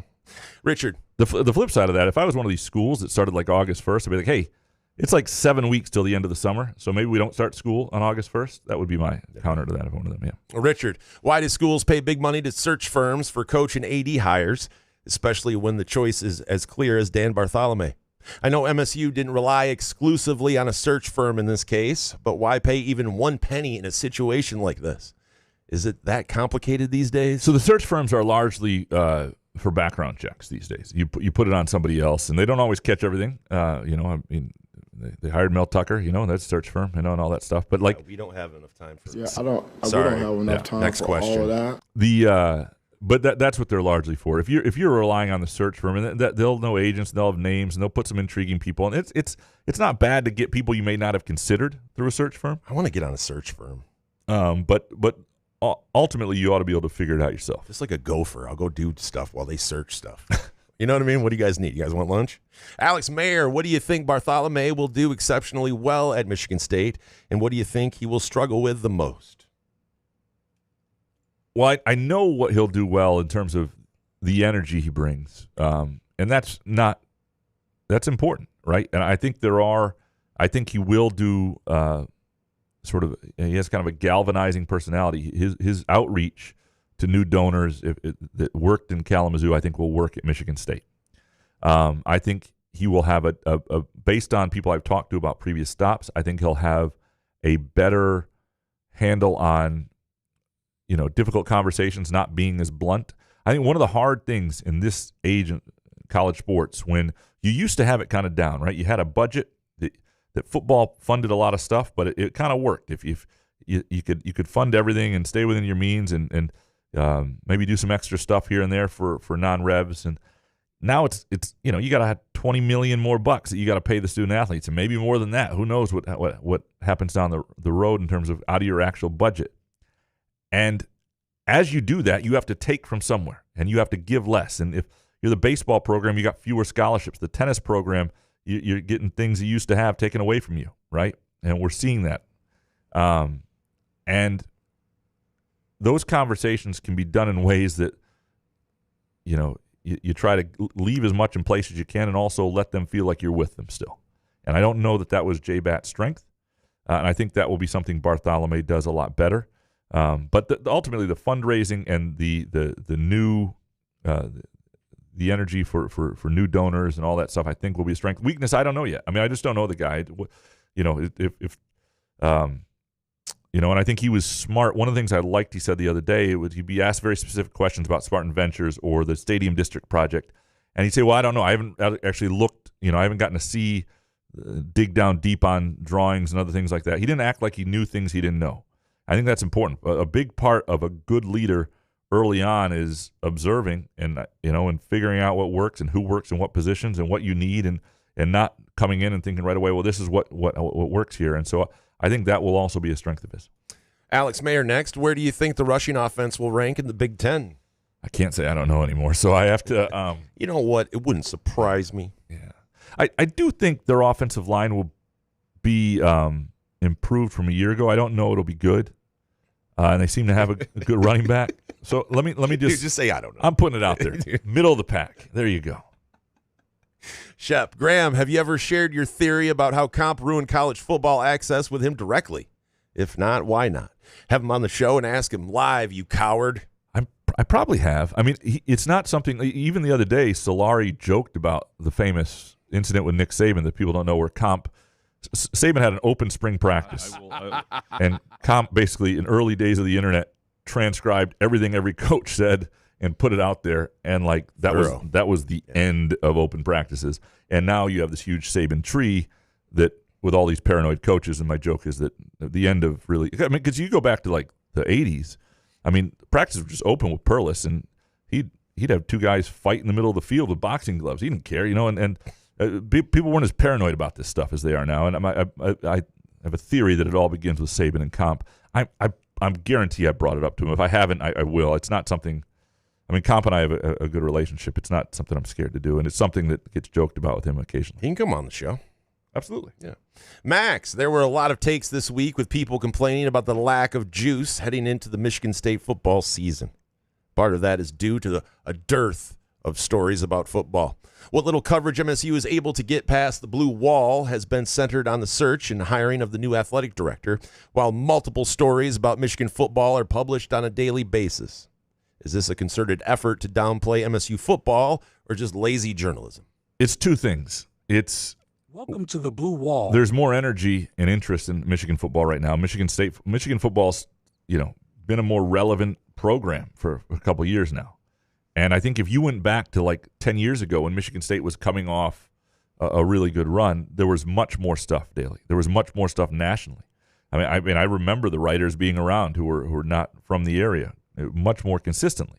There's part of that.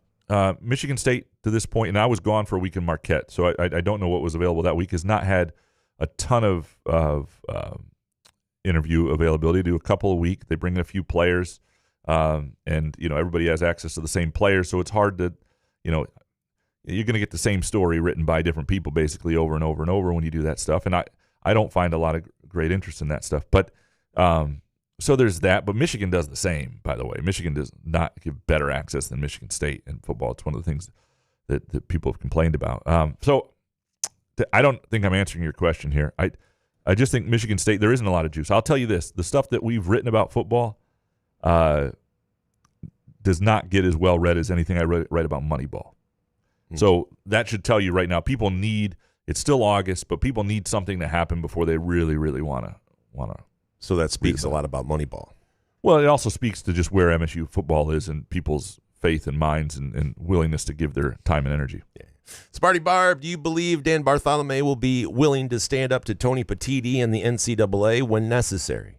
After reading Solari's article, I'm concerned that he is a bit of a yes man. MSU needs an AD who will stand up for our interests and not take a passive approach like Haller and Bat. Yeah, that's a good question. I don't know how much you have to and where you get. We'll see when there's an incident, right? That stuff, push comes to shove when something happens and you've got to deal with a crisis or you've got to deal with something where MSU gets wronged or whatever, and that's, one element of the job we just don't have a sense of yet. Moneybag bazooka to the head. What's the % chance MSU makes a bowl game this year? No saying there's no way to know how good other teams are. The bazooka is to your head, and you have to make a guess.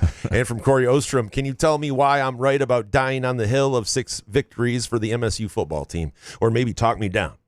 Let's assume there are minimal injuries, because I'm aware that they would derail my thoughts. Yeah, and we've talked about this. It's the schedule of, MSU has a bunch of other MSUs on the schedule. Nebraska is not better than MSU, or wasn't last year. MSU blew that game. Wisconsin has not been better than MSU. Now, they may be a little bit better this year. It's on the road, but you have Luke Fickell went in there and changed the identity that had worked for 3 decades at Wisconsin, and it's been a disaster. 4 decades, whatever it's been a disaster. And he gets one last chance, right? You have an Illinois team that has some of the same difficulties a lot of programs do with NIL and lost a lot of people after being pretty good to the portal. And like Michigan State may just be solid. They may not be. Who knows what they'll be? But they're going to have a decent chance in a lot of games. And so if I think the bowl game is probably, I don't know, what would you put it at? Would 6 wins? Obviously, Vegas, you put 6 wins, you can get a good price, and so that's not a bad play. Yeah. But realistically, what do you say? That's it's plus 175, plus 200 for 6 wins, something like Probably that. About the 175. Yeah. I mean, I'm not going to tell you it's going to happen, but I think there's as good a chance of them getting a 6 as there is for a lot of other teams. I think that's being, at least from this point, with us knowing so little, and I think is this season going to be painful? I don't know, man. I don't know. It just feels like it's going to. I feel like I can't say I don't know, and I'm struggling with that. The whole show, since Eric set me off, every answer, I realize how much I say I don't know, and it's just in my head, and I'm trying to give well, like I said at answers. the beginning of the show, in your defense, there has been a lot of turmoil at this university and program, so it is easier to say I have no idea. Moneybag, the Instagram says this is a Monday, Wednesday, Friday show. Who needs to get in line? You guys or the intern? So it is a Monday, Wednesday, Friday show, and that's what we asked Nolan to put. So he put on the Instagram, we're a Monday, Wednesday, Friday. We want that to be our thing, and we just adjust as we have to. So it's us, and it's other people whose schedules get in our way, like MSU football and MSU basketball occasionally during the year when they're playing on a Wednesday Couches, or whatever. Vacations. Or my vacations and other things. But yes, it's me. The intern did it right. Nolan, you did well there. So good job, buddy. Hey, thanks. Yeah. Appreciate it. Yeah, man. All right, that's it. All right, Moneybag. Or no, Corey Ostrom. This is the This is Sparta MSU podcast, sponsored at all by the school. The bitterness, negativity, and misinformation on that show is embarrassing. I listen because Cedric Irvin cracks me up. Cedric Irvin cracks me up too. Oh, dude, Love I gotta Cedric listen to this then. Yeah. I didn't even know about this pod. You don't need proper information if you get Cedric Irvin. So it is not sponsored by the school. Go listen to Comp if you want like information. Come on. Neurotic Pants. Oops, hold on. Sorry. You okay? All right, yep, Neurotic Pants. Nebraska, Wisconsin, Illinois, and Rutgers. Which of those does MSU sneak a win from? Jason, what do you think? I don't think 6 is unreasonable for this team. MSU might win some low-scoring, tedious games that give me indigestion. Like Red Box Bull vibes, yeah. I mean, Wisconsin's going to be ass, right? Some people think they're going to be a little bit better. Matt Rule did me dirty last year, so I mean, I'm going to, like, Nebraska, they're going to be ass, right? No, they might be all right. Rutgers, Wisconsin, I don't know about Illinois. Yeah. Bielema. I'm curious about what this Illinois team is. I think they're going to take a step back this year, and I just don't know how far. Well, damn, dude. Maybe are we looking at 4 wins right here that he just mentioned? Yeah, but again, we don't know what Michigan State is. I don't know. Because here's the thing. All of these teams are looking at Michigan State and saying, that's a win, right? Should we just change the name of the podcast? I don't know. Yeah. Thanks for the question, though. Neurotic Pants. Does MSU have the best special teams coach in the conference now? Will that be reflected in this year's play? They certainly have a revered one in LeVar Woods. Brought Iowa's punter. And interesting story, I thought, how Michigan State winds up with him and how Pat Fitzgerald got him. And, I'm sure that Kirk Ferentz isn't 100% thrilled, and Fitzgerald even joked about that. Like, because Pat Fitzgerald's son was in Iowa's program, and Pat Fitzgerald spent a great deal of time over there while he wasn't officially in coaching. He got to know LeVar Woods, right? He's got to see him coach. He was in his position group room. They had conversations about what he wanted for his career and everything. And when he got the Michigan State job, he called him and offered him that job and greater responsibility and what he thought was a better path to becoming a head coach, and kind of poached him in that. Less pressure. Your offense never scores, so then as a special teams guy, you have to do it. Neurotic Pants, with you two being married men, do you still have time for girlfriends? Wouldn't do that. Wouldn't think of it. I don't have time for male friends, to be honest with you. Like girlfriend. I could not imagine these guys that have like these alternate lives. Like they have a girlfriend on the side. So much stress. Can you imagine? Watch it on Dateline and stuff. And you're like, dude, you're traveling to like a whole other town to like. Can you imagine having 2 families and like trying to keep those juggled? No, I would hate it. It's just not worth it. I don't understand. Yeah. I don't understand the appeal. I mean. The appeal is you get to leave your wife and bang another chick. I mean, that's the appeal. Well, you get to leave your set of kids. Not worth it. Not something I would. Girls she's at an apartment ready to have fun for the weekend with no kids. And don't most people at this point? I mean, my wife tracks my phone. How would I go anywhere? She does. Your wife doesn't track your phone. Dude? Most people's wives track their phones. Why? I mean, we just haven't met. It's not like what? I track her phone. It's not like we track. Why are you guys tracking each other? You don't trust each other? No. Lots of people do this, and in fact, younger people do this all the time. Their whole friend group track each other, so when you arrive. My wife, because they're not like old married people with a kid. Like, why are you guys tracking each other? They're all over the place and stupid and young. We do this so we don't have to call and say, "Hey, have you left Meyer yet?" or "Have you this or this?" So it's like we know where we are. Whoa! If you have nothing to hide, it's great. What do you mean? If you don't have anything to hide, I don't need to track you. Well, it's not tracking like that. It's not. I'm going to see if he's still at Meyer. I'm going to need the audience. That's a no-go, No, dog. do you have people track your phone? Hold on, let me get on. We have like Google Maps. They have like no. I'm talking. Do you have like? Does anybody have your phone location besides my mom, my brother, my sister? No. So he's got 3 people: mom, brother, and sister. It isn't the same. We're talking about a married couple and a lovely family over here. Your wife is watching you at Meijer and waiting to see if you have left yet at Meijer. That's wild, dude. Well, she's not watching. She can check and see, so she doesn't have to call and find out. And that what does she have to call and find out? You can't even just go to Meijer and live your life, dude. Wait, do you have Life 360? No, it's just on Apple. It's just the on Apple phone. Map. Yeah, the find my phone location. You just put other people in there. That is wild.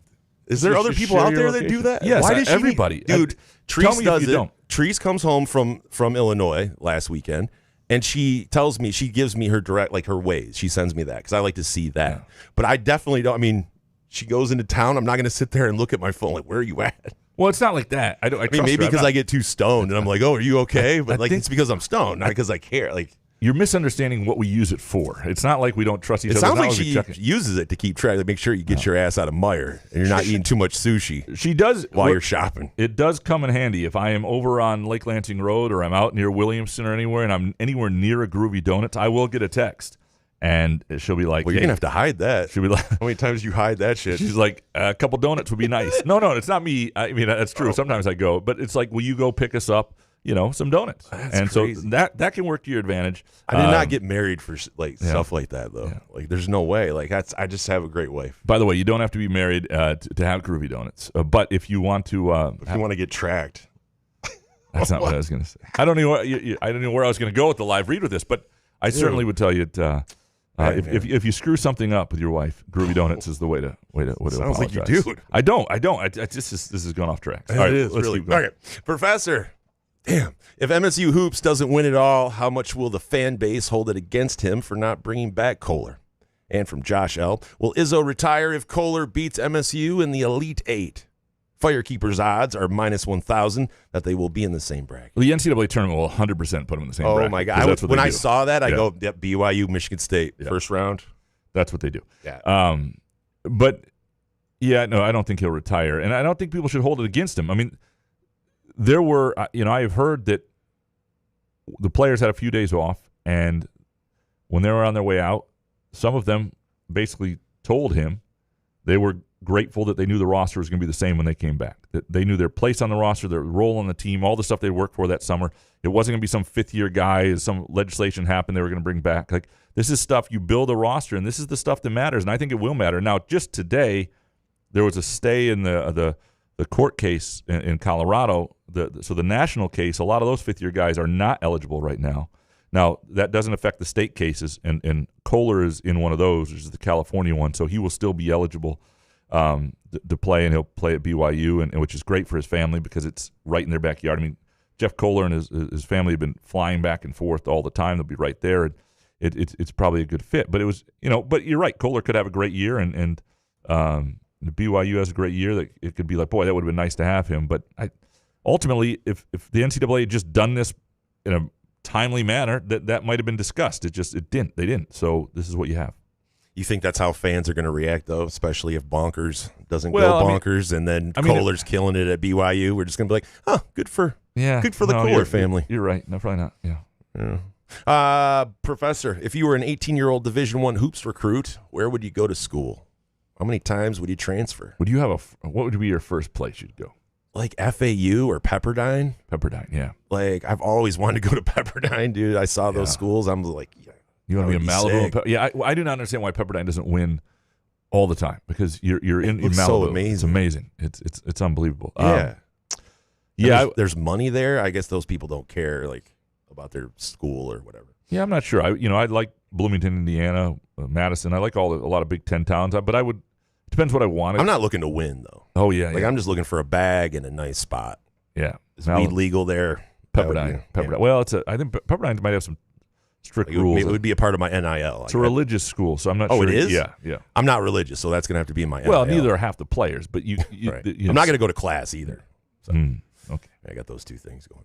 Matty B, my apologies to Mr. No One Cares About Spring Football. Big Ten Media Days are ass, and Soccer Fan Police, and I Hate Cars for Kids for not being more positive. Kidding, of course. But Graham, can you blame me? The MSU football team has been irrelevant for far too long, plus the incompetence on the field with the penalties and discipline. The athletic department hasn't been able to figure out NIL, and I like my school being treated fairly in the press. Outside of you, I just want competency. All that's fair, and Matty B, we do appreciate you a great deal, and also you give me a sense of where the most frustrated fans are and where their heads are, and because you're not alone, you are not alone, and that Michael Jackson song just came into my head. You are not alone. I am here for you. That one? Yeah, I played it the other day.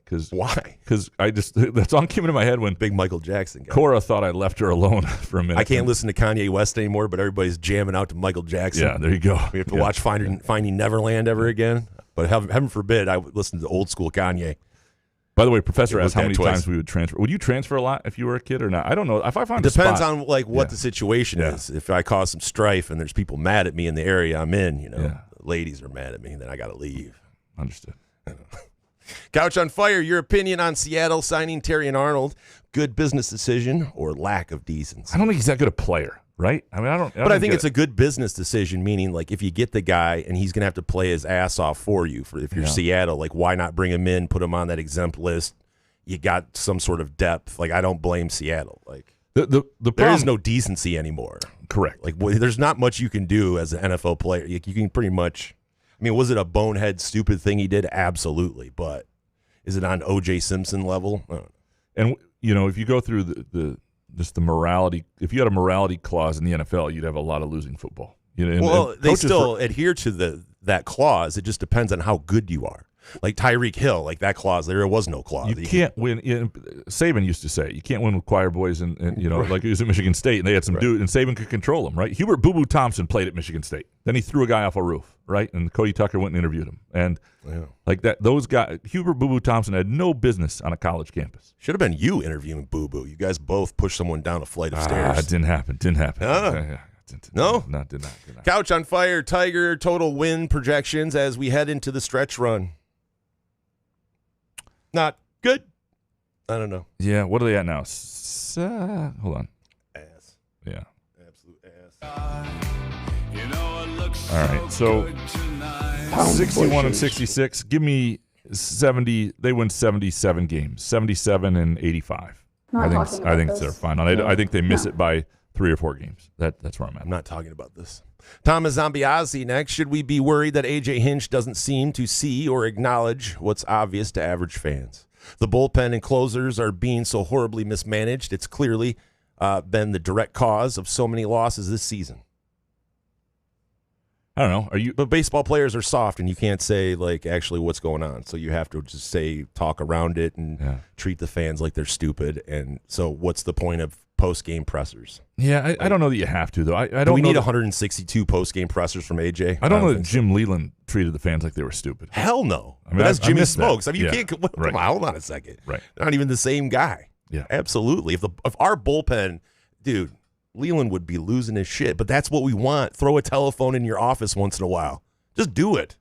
By the way, if you're going to watch the Tigers over the next 6 weeks, I'm telling you, no better place to do it than Front 43 and Cask and Company. You've got beer at your disposal. You've got a great meal, maybe a friend to talk it over, and if the game goes south, you're not paying. They have Jägermeister if you're watching the Tigers. Absolutely. It's just a great place, great vibes, and for a team that's not always going to give you great vibes, it's just a better place to be. Both Front 43 and Cask and Company, 2 adjoining restaurants, 2 distinct vibes, 1 fantastic menu and beer selection, drink selection. With great specials during MSU games as well. So if you can't get to the MSU game or it's on the road, think of Front 43 and Cask and Company. Frank Vachner next. High school football kicks off next week. Do you guys think Michigan should go to a 10-game schedule and do away with scrimmage week? Scrimmage week is about as meaningful as NFL preseason games. No, I don't. And I'll tell you why. I already think the high school sports football calendar sometimes begins too early. And because too many, when you have 2 games a lot of times before school starts, I mean, how a football team is doing can change the vibe of a school. And if your team's 0-2 and then you go to your first day of school, it's like, I don't love football starting any earlier than it does. You know, on an 0-3 football team, you show up to class. You got to have the students around. I don't love it. Team morale low. And maybe just don't have the scrimmages either. I mean, I don't know. I mean, the more and more I read, I don't think there probably shouldn't be kids under 15 hitting each other with helmets anyway. So, here we go. Sorry. All right. Frank, the Red Wings claiming that they have a list of over 100 candidates after a report that they haven't interviewed anyone is a prime example of PC bullshitese. I don't know what's true. We'll see how quickly they get somebody in place. It's a little weird that it's taken this long. Who's the report from? I guess. Well, Bob Duff was the original report, right? I think, and he's Bob Duff one of the Windsor twins, as they used to be known when I was around the Red Wings. Yeah, I don't know what's true and what's not. Skyler, should fans boo Dylan Larkin if he stays? Should Larkin be stripped of his captaincy? I don't know. What do you think? I mean, it's already a shit show. Should we stripping him of his captaincy? I mean, if you don't trade him, let's ask Nolan this. Not just about this one. When is it okay to boo players and boo athletes? So do you feel it's like we do a thing around here where we do caw instead of boo, because caw, we're talking about the coaching staff and we want them to know it's not about the players. When is it all right to boo players? I'm gonna say definitely if they commit a crime. I think that's definitely the main one. Okay. Like what happened, like example, like the Kobe Bryant in 2003 in the playoffs, that was definitely deserving of the boo. I would say probably that's about it. Just committing a crime or doing something just like that's definitely illegal. There you go. I wouldn't say like when the Lions booed Matthew Stafford in the playoffs last year. I thought that was totally lame. That was a couple years ago. Or 2 years ago, 3 years ago, whatever it was. Why is that lame? You're not coming to our house in a playoff situation. It was more. Turn his mic off. No.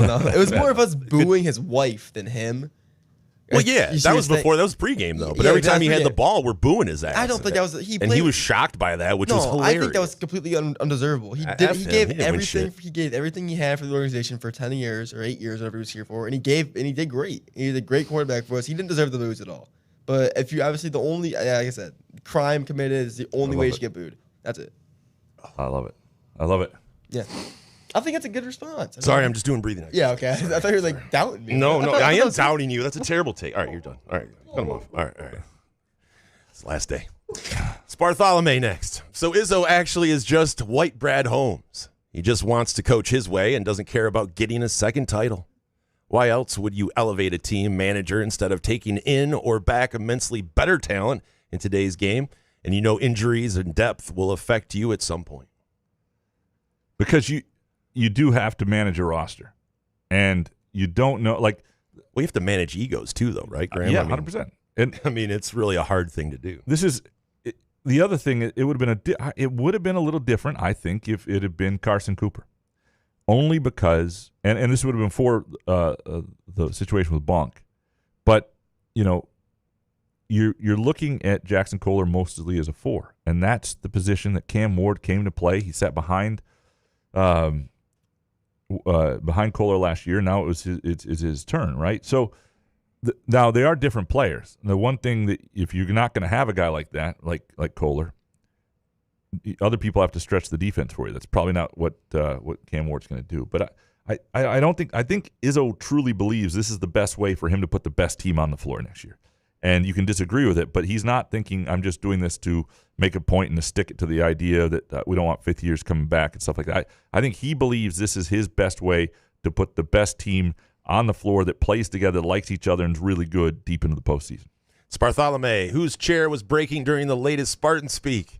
Please tell me it was Graham's. And did you cut off the first 30 minutes of that show too? No, we put it back in, so re-download it. Sorry about that. Zion was a big deal because he was a huge guy, and I just broke my chair. You bust another chair? I don't think so. I think it's just the chair. Breaking more chairs than a wrestler. The chair I was on was a little squeakish. Yeah, that's all. Oh, okay. Keith, any 5-year players the MSU football team will look at? Why the fuck not? College athletics is becoming a joke. Well, after today's ruling, those guys aren't eligible. I don't think you'll see it. And it's, the state lawsuits, allow for, but first of all, school starts in a second here. And, but I don't think you'll see it. Scott, you next. When will the term red shirt go away?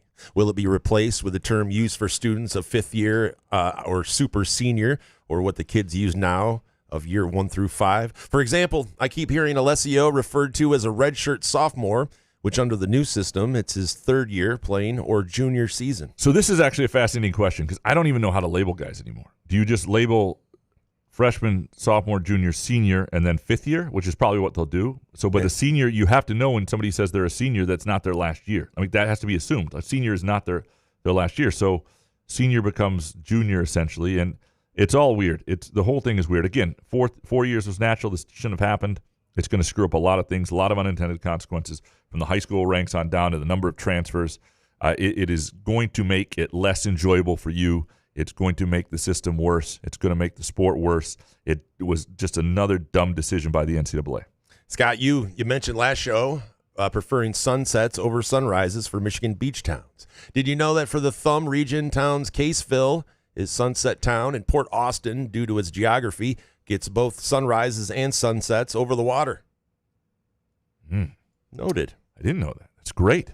How did you not know that? It sounds like something you'd know. I should know. I know it now. Scott Yu coming through. This is where I'll try to stay. All right, Scott Yu. Has anyone asked Bartholomae yet about how he feels that a lot of alumni do not want a hotel in corporate stadium district smack dab in the middle of such a beautiful campus? If you're going to do it, at least Haller had it on the edge of campus. I'll be curious where this goes, the stadium district, and we'll see if we can get more. First of all, the stadium district is as much Guskowitz as anything else. And you're not alone, though. Well, there will be pushback to this. And, it's not, you're a steward of a campus. If people don't want, now, Guskowitz views Michigan State as not taking advantage of all it can be as a campus, but you also can't ruin the campus in trying to do that. And so there will be pushback to this, and what the ultimate decision, what it looks like. You have to keep, advancing in life and advancing with the times. But, man, when you got something beautiful like Michigan State's campus, you got to be careful. You do. Chris, no question in this week. Just excited to be in London to watch firsthand as many of my Gunners obliterate Graham's boyhood club of Coventry City later tonight. Yeah, Coventry City already down 2-0 right now in this game to Arsenal. So not great. And Chris is cheering. Not a great start. With his man bun. Jonathan Smith's burner. Approximately how many MGs do I need to get through the rest of the NFL preseason? 10, 50, 100? These injuries are brutal. I would say 100 MGs and 2 shots of NyQuil, and that'll make you wake up like September about 7th, I think. Perfect. First week, boom. Yeah. You don't have to worry about it. Yeah, you're going to have to read about the injuries, but still, at least you won't have to go through it all. That's a good point. Jonathan Smith's burner. Could Enos Rakestraw or Keith Abney II be dudes for MSU this year? They're lined. I actually put MSU in here. I should have recognized. I knew who they were. I just read it, and I'm like, wait a minute. I was messing with, I edited the wrong Well, you know what? They would be really great for MSU they would this be year, good. to be honest with you. It'd be a hell of an upgrade. Yeah. Are we not totally... Are you doing that on purpose? No, I don't know what I was thinking. Are we not totally screwed in the secondary? And Graham, please, for the love of God, save us the it could go either way, or you need 12-week injury in preseason. But am I wrong on this? I mean, I'm just... It's not... No. You have a valid point. It's one of your better takes. It will go down on your Mount Rushmore of takes. But, God damn it. We know it's coming. Sorry, yeah. Jonathan Smithburner, can you please ask Pat Fitzgerald to put the Big Ten flags back on the south side of the stadium? It makes zero difference in the win total, but it's a nice touch. I don't know if I'll ask about it, but please, I didn't even realize they were missing. Someone asked that. Gruff Sparty is the best Sparty. Couch, you've seen pretty positive. You seem pretty positive about Bartholomae. What's the downside risk that we should keep an eye on with him? That his wife tracks him when he goes to Meyer? Yeah, I don't know yet. She looks down at the app to see where he's at. I mean, the downside is that at a certain point, what worked at doesn't work at MSU, but I don't. There is no downside at this point. There's nothing that jumps out unless you think the Ted Lasso thing, the culture stuff, and the office is a red flag. Gruff Sparty is the best Sparty. Herbie is back. What a smarmy, condescending asshole that invades my space for the next half year. Even Al Michaels hates him. What say you? Are you a Herb Street guy? I'm not a Herb.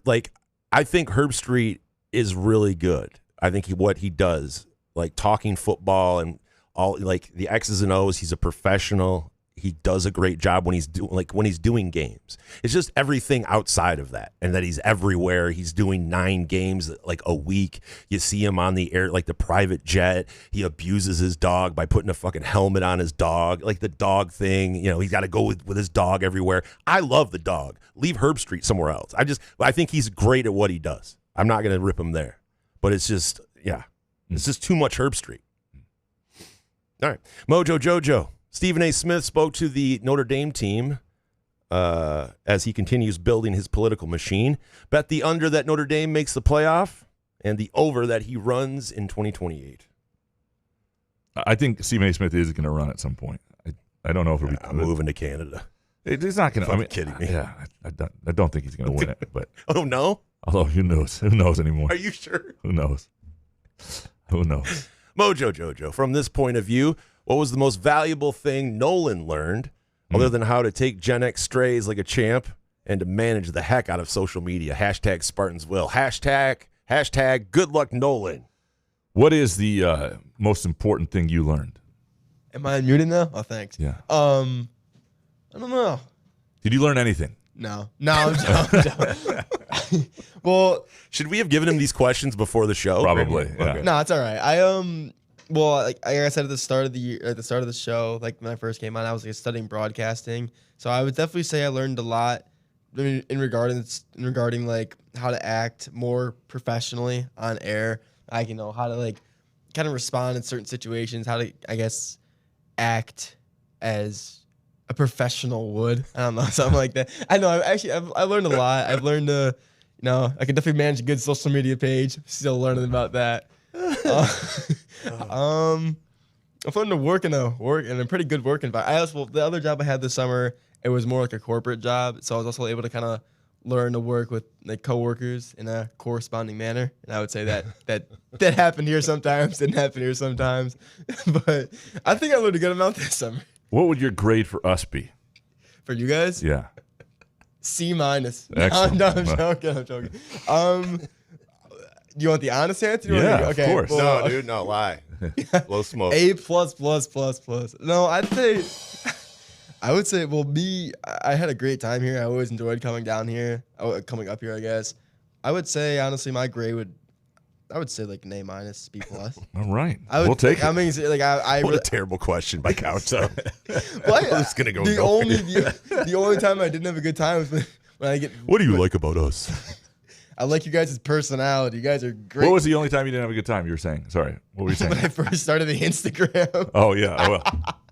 I was down in the. Well, you posted the wrong norm pic, so I had to bust your balls. Yeah, that was true. But when I first created the account, I was down in Atlanta. I was flying back in from Alabama. I'm like, oh shoot, it's Sunday. I got to create the Instagram for tomorrow.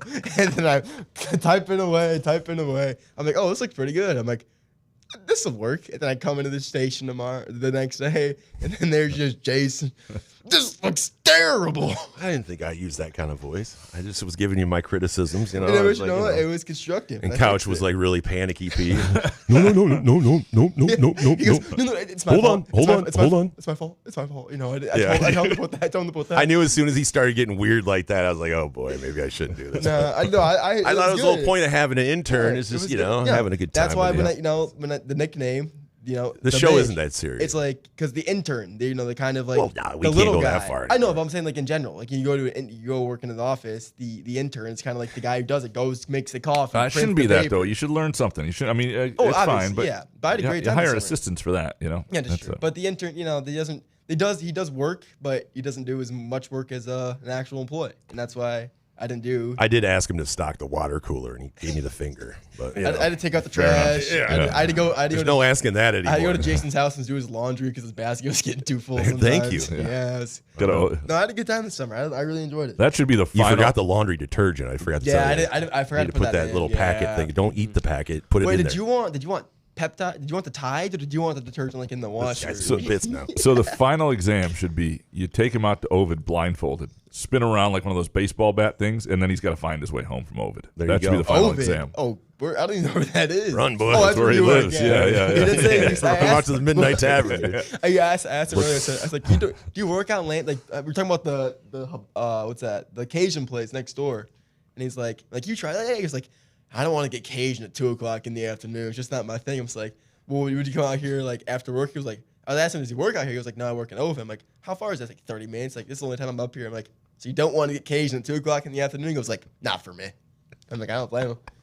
I think it's pretty good. I thought it was pretty funny. I can only imagine the screaming if we let him loose and Ovid as he ran. I'd be scared. It'll last 10 minutes. Running around like a headless chicken. All right. Are we good? You're good. Okay. All right, man. Thank you. Munfield Keg, after what round of fixing in post do you just give up and admit that the Bartholomae discussion is now out there in the cosmos, unable to be heard by the mortal ears of us listeners? 3, 4? Editing is boring. It was up by that night. And the YouTube was still and the there. YouTube was good, yeah. So. Let's go. Then we got Steve next. Steve. Jason, rate the top courses you played and your top 3 bucket list courses. Graham, rate your top tennis courts. Never mind.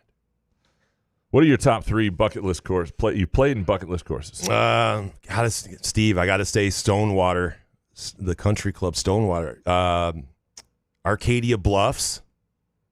I think Pebble. Pebble is one like I always see on TV. You played Pebble, or is it no? List? Okay. This is my bucket. Like if I had 3, I like playing. I mean, honestly, any track for me, I just you got to play it once to see, even if it's terrible. Yeah, I don't mind terrible golf courses. Places where you can untuck your shirt. I like those places. Yeah, for me, I've been to Wimbledon, and so to me, if I ever got to play on one of those courts, that'd be it, right? Just they let you do that? No. No, they do not. They give you a tour. Like I've been on center court, but they're not. They don't let you just hit a ball. I should ask. You hit a ball. Bill Pepper, have you or Jason ever golfed Meridian Sun Golf Course in Hazlitt? If so, I need your thoughts. I played there last time and had to chip a ball over a bulldozer on hole 2. It was a shit show. Man, they're still doing that much construction on it. I used to be in the early 2000s. I used to be a member there. And Bill Morey does a great job with that golf course and has put a lot of effort into it. I'm surprised that there's still, I don't know what he's got going on over there. But yeah, I grew up playing that. I played in a simulator league there a couple seasons ago too. So I don't know. I love Meridian Sun. I grew up playing it my whole life. So, by the way, if you're at Meridian Sun Golf Course in Hazlitt, you are not far from Groovy Donuts. Right around the corner. Right around the corner. Just and 7 to 1 p.m. Thursday through Sunday. Some great specials this weekend, also in Williamston. And go to groovydonuts.com if you want to place an order. And if you were thinking about tailgating, make Groovy Donuts part of your tailgate. And people will remember it, and it'll add to the environment. Even if you've got people there who aren't that fun, if you've got Groovy Donuts, it'll be a fun tailgate. Mr. Benjen next. Why do we even bother with football? Arrest, injuries, and fear without the joy equivalent to when your team wins. Terry and Arnold, Mays, Laporta, safeties. What other sport has a legitimate argument to not play your best players? And all of this when game days are 4% of the year. Because we love it when it's good. I mean, you make points, a solid point. I say that a lot in the mirror when I hear injury reports. And I'm like, why do I do this? I just think we know too much medically, right? Like we know way too much. We do. But you think back to that playoff game you went to where they beat the Rams and what that felt like to be there. Yeah, but that was a while ago. And then I remember the 49er NFC Championship game. That's true. How close we were. I mean, that was great and all. But Benjen F, eggplants.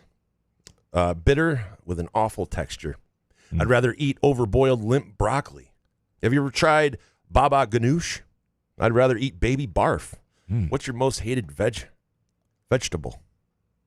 It used to be Brussels sprouts, but that's grown on me. I don't know if kale, maybe. Kale, not a big kale guy.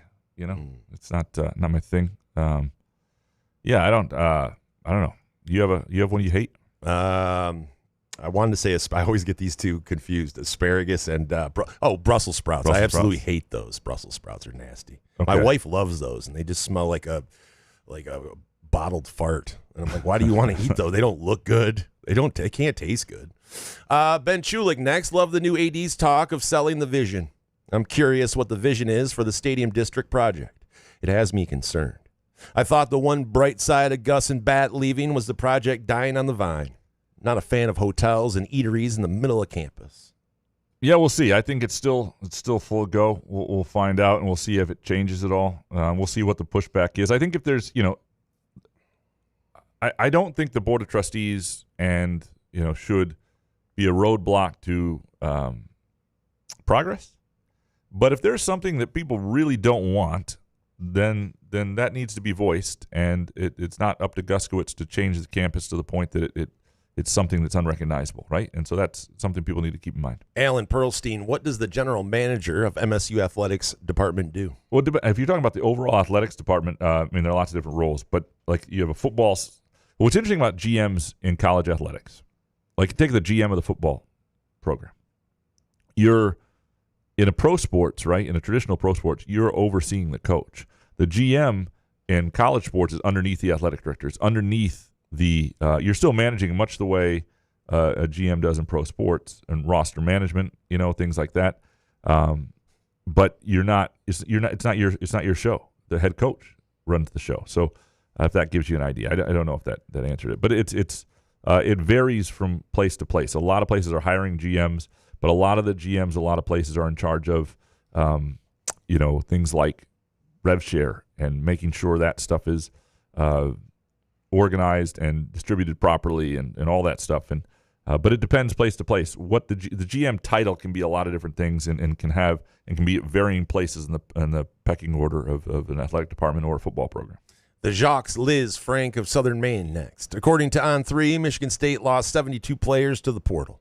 31 entered the portal. At this point, Fitz is taking players just to fill out the too deep.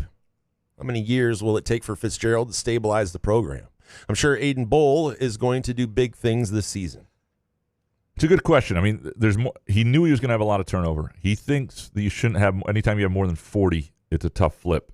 And so he does. It's a tough deal. I think development and retention at a place like MSU and a lot of places is the key. And you've got to add through the portal, and you got to keep your best players. You got to develop guys to becoming your best players, and you're going to lose some guys every year. But you want the guys you lose to be guys who are unhappy because they're just not making it. They don't like their role. You don't want the guys to be looking for greener pastures. You want guys who are playing to be happy, and guys who see a path towards playing to be there. And so it's a good question. How many years? I'm not going to say I don't know because Eric would shit on me, but I don't know. Scotty Green's El Camino. What former MSU football player do you think would have the best stories to tell over some beers at the bar? Tony Mandrich, maybe? Jeff Smoker, hands down. Yeah, there you go. Boom. Yep. Lifetime. I will subscribe to the LSJ for my lifetime if you guys get that. Okay. Scotty Green's El Camino. What is that every time you go somewhere, you see a random shoe on the side of the road? How do people lose shoes? And where's the other one? It's always one shoe. WTF? Great question. It is pretty wild to lose a shoe. And not go There's got to be a good story to it, though. Yeah. Unless you're working out and you have another pair of shoes and then one just flops out of your car. That's not really great. But shoes aren't like socks. I mean, you always lose socks. Like I never have more, no matter how many socks I buy, I never have more socks because whatever socks I previously had, somehow I lose. But shoes shouldn't be that way. I don't know. Yeah, it's a good question. True. Yeah. Scotty Green, Couch, when you were pursuing 13-year-old baristas in Kalamazoo, it's 15 years old. Yeah. That's weird. Would you order some fancy drink to try to impress them with your coffee game?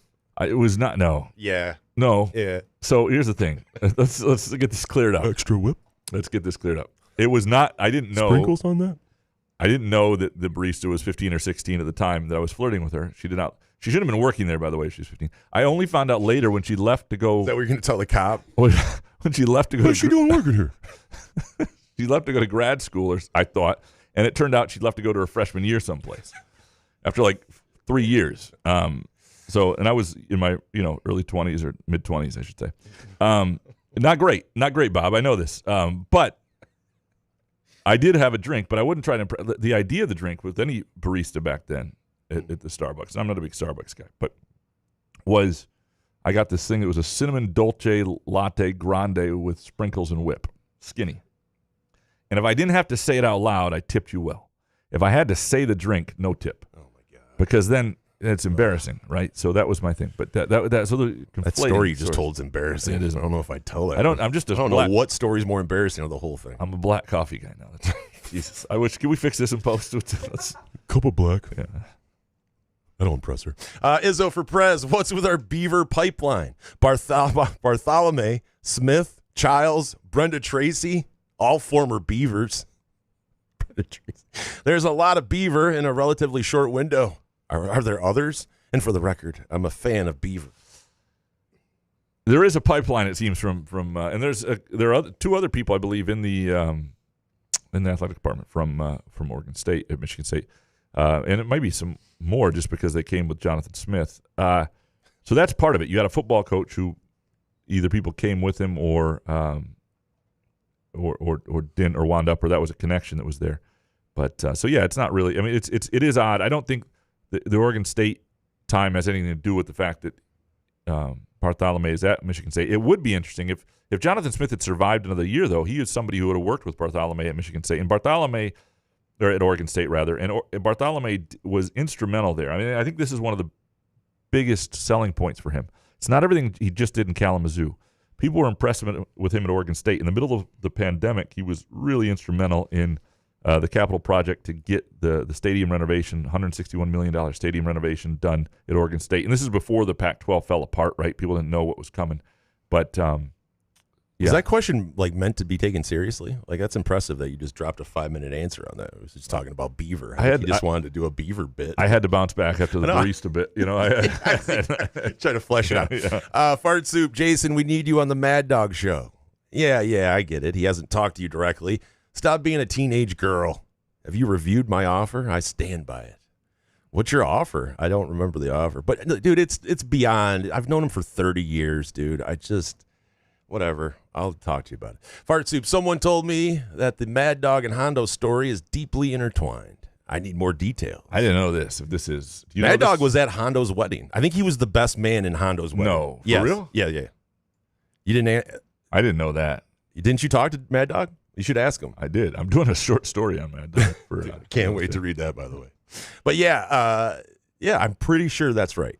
I'm 95% sure. All right. Mayor of Fitztown, Jason. Latz was hospitalized for several days and went in asking for prayers before the Tuesday show. No shout out or even a go green, go God for him. What the hell? There you go. I know. Let's go green, go God. I talked to him. We're going to the game, the first against Toledo. So I don't know. He's out now. He goes in, he goes out. You guys are going to the game together? No. I'm going with T. But he said that his cousin got him tickets. So then I was like, hey, dude, let's meet up.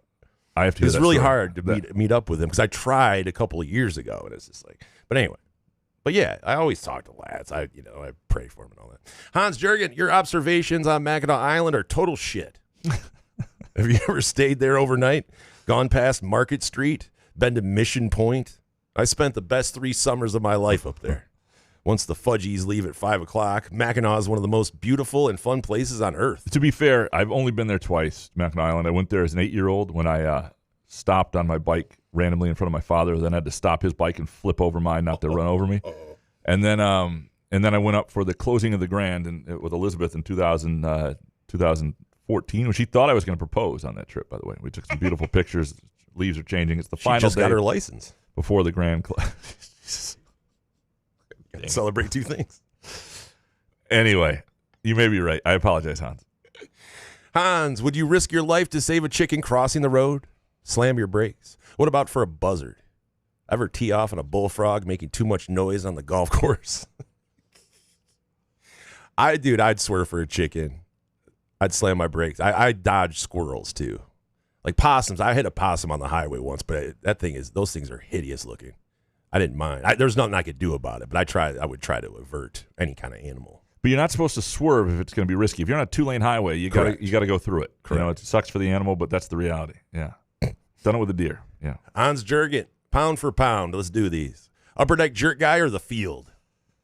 I like Upper Deck Jerk Guy, but you're giving me everybody else? Give me the field. Oh, of the listeners? Yeah. Yeah, the field stuff. Yeah. Holland or Grand Haven? Oof. I mean, I got married in Holland, so give me Holland. Oh, boy. Isle, Royal, or Drummond Island? I have never been to... Well, I actually have been to Isle Royal. I've never been to Drummond Island, but I've heard good things. I don't know. Sorry, I'm not supposed to say Newfoundland or Labrador? Oh, this is tough. Newfoundland. What are we talking about? Apple cinnamon or blueberry donuts? Boy, groovy donuts. Go, yeah. Both. This is a both. Both in my face. Yeah. Scott Schultz or Brian Lewerke? Give me Lewerke. I think Lewerke would have done better than Schultz did if he had been around 20 years earlier. Derek Mason or Ron Mason? Sorry, Derek. That's Ron. Ron couldn't return punts. Give me Derek. Goated. Ron. A Green Lantern or Shazam? I don't know. More evil. Yeah. More evil. North Korea or Iran? Yeah. Cherry Bowl or Red Box Bowl? Give me the Cherry Bowl, the original at the Pontiac Silverdome over the Red Box. But the Red I Box get flop sweat when I hear Red Box Bowl. Yeah, like I can't do it. That game killed it. Dude, it's one of the worst games. Jake Hawkins, do you think Dan Bartholomae possibly could have gotten hired by the University of Michigan to replace Ward Manuel? I don't know. Sorry, I just don't. Yeah. Perfect. Next one from Jake. Why do you think the SEC and Big Ten are so dead set against the Protect College Sports Act, despite the bipartisan support from both political parties? Well, they're not entirely dead set. They want their own things. They've come around on it a little bit. To some degree, the SEC especially has a lot of schools that don't want to be governed, and that's sort of the and some of the top schools want the ability to have advantages that you might not have if some of these rules are put in place. I think that's the concern. Next one from the Hawk. Do you think or do you know if Magic Johnson contributes to the MSU's NIL program? I ask because I think he should contribute to MSU the way Mark Cuban contributes to Indiana. Yeah, but you're not supposed to. I mean, here's the thing, and journalists like me have to cover this stuff. If a person is just paying an NIL at this point, that's not really what you're supposed to be able to do, right? You at least need to ask that question. And I do not think Magic Johnson does. He's not. I'm not saying he's not. I'm not saying he's cheap because he's given quite a bit of money, but he's not somebody who's and the flip side of that is it's a complete waste of money, by the way, to give to an NIL program. So I'm not shitting on Magic for it either. Jake, with Jaxon Kohler transferring to BYU, are you hoping that BYU and MSU square off in March Madness next year? I am, actually. Who doesn't want that? Yes. Only to see Jeff Kohler. That's pretty much it. Yeah. Jerk guy, do you think you would survive if someone pushed you down the stairs? Depending on what I landed on. Hopefully. I don't know. Laying on a gay guy. Yeah. Jerk guy, did you know that you were getting a little thin on top? Saw a video of the off podium for Bartholomae, and I was like, woo. Yeah, it's not great. It's the worst is when people take photos of me like from up high at Breslin, and because I don't picture myself having a bald spot because I can't see it. I really can't. Yeah, I got this right here. I really want to get something done about it too. Yeah, it's not because this is the hair's all I got, dude. Like I would get a piece. I would get a hair piece. Seriously. I would love to see you. Well, it's not a giant hairpiece. It's not like the from the 80s or 90s, like a Costanza hairpiece, like a giant rug, dude, where it just pops off my head. Yeah. No, I mean like you get a system. Look at Brian Urlacher's head. There you go. You look at him. He was bald as a cue ball. Jerk guy, how close can Cam Edwards get to K9? Well, if you listen to I don't know. Pat Fitzgerald, it seems like pretty damn close. Yeah. God, it's going to be beautiful. Jerk guy, am I a fool for thinking Izzo gets his second natty in 2027? I think unlike any year they've had since 2020, they have a team that has a real chance to be in the top like 5, and that group that has a chance. Now, that gives you at best maybe a 20%, 15% chance, but I think they have a better chance than they've had, and there are a lot of things that still have to go right, and some players will have to develop, but probably a better chance than they've had any year since Cassius Winston. And finally, from the Jerk guy, what's your go-to comfort food? Meatballs. Nolan? What's your go-to comfort food, sir? Tacos. Cool, thanks. Tacos. Yeah. Thanks, man. Thanks to Nolan. Made this show go over the summer, got us to football season. That's all we needed from our intern, and Nolan delivered. We appreciate him. We wish him luck on his journey this next year. We all wish we were seniors in college at Michigan State with him, but we will just keep living our little lives. Otherwise, we appreciate our friends at Front 43 Neighborhood Pub and Cask and Company Kitchen and Bar. Keep them in mind as you come back for games, if you're in town for any event. For your own, they also have a private room. You just want an hour to yourself or you're hosting a party, Front 43 and Cask and Company. We appreciate Groovy Donuts. Go to groovydonuts.com, place your order today. Make them part of your tailgate. And, of course, Firekeepers Casino and the Firekeepers iCasino and Sportsbook app. Gamble responsibly. Have fun with it. Great time to download the app today. Good show, man. Yeah, man. We'll be back Monday. Couch in the Roof. See you, Nolan.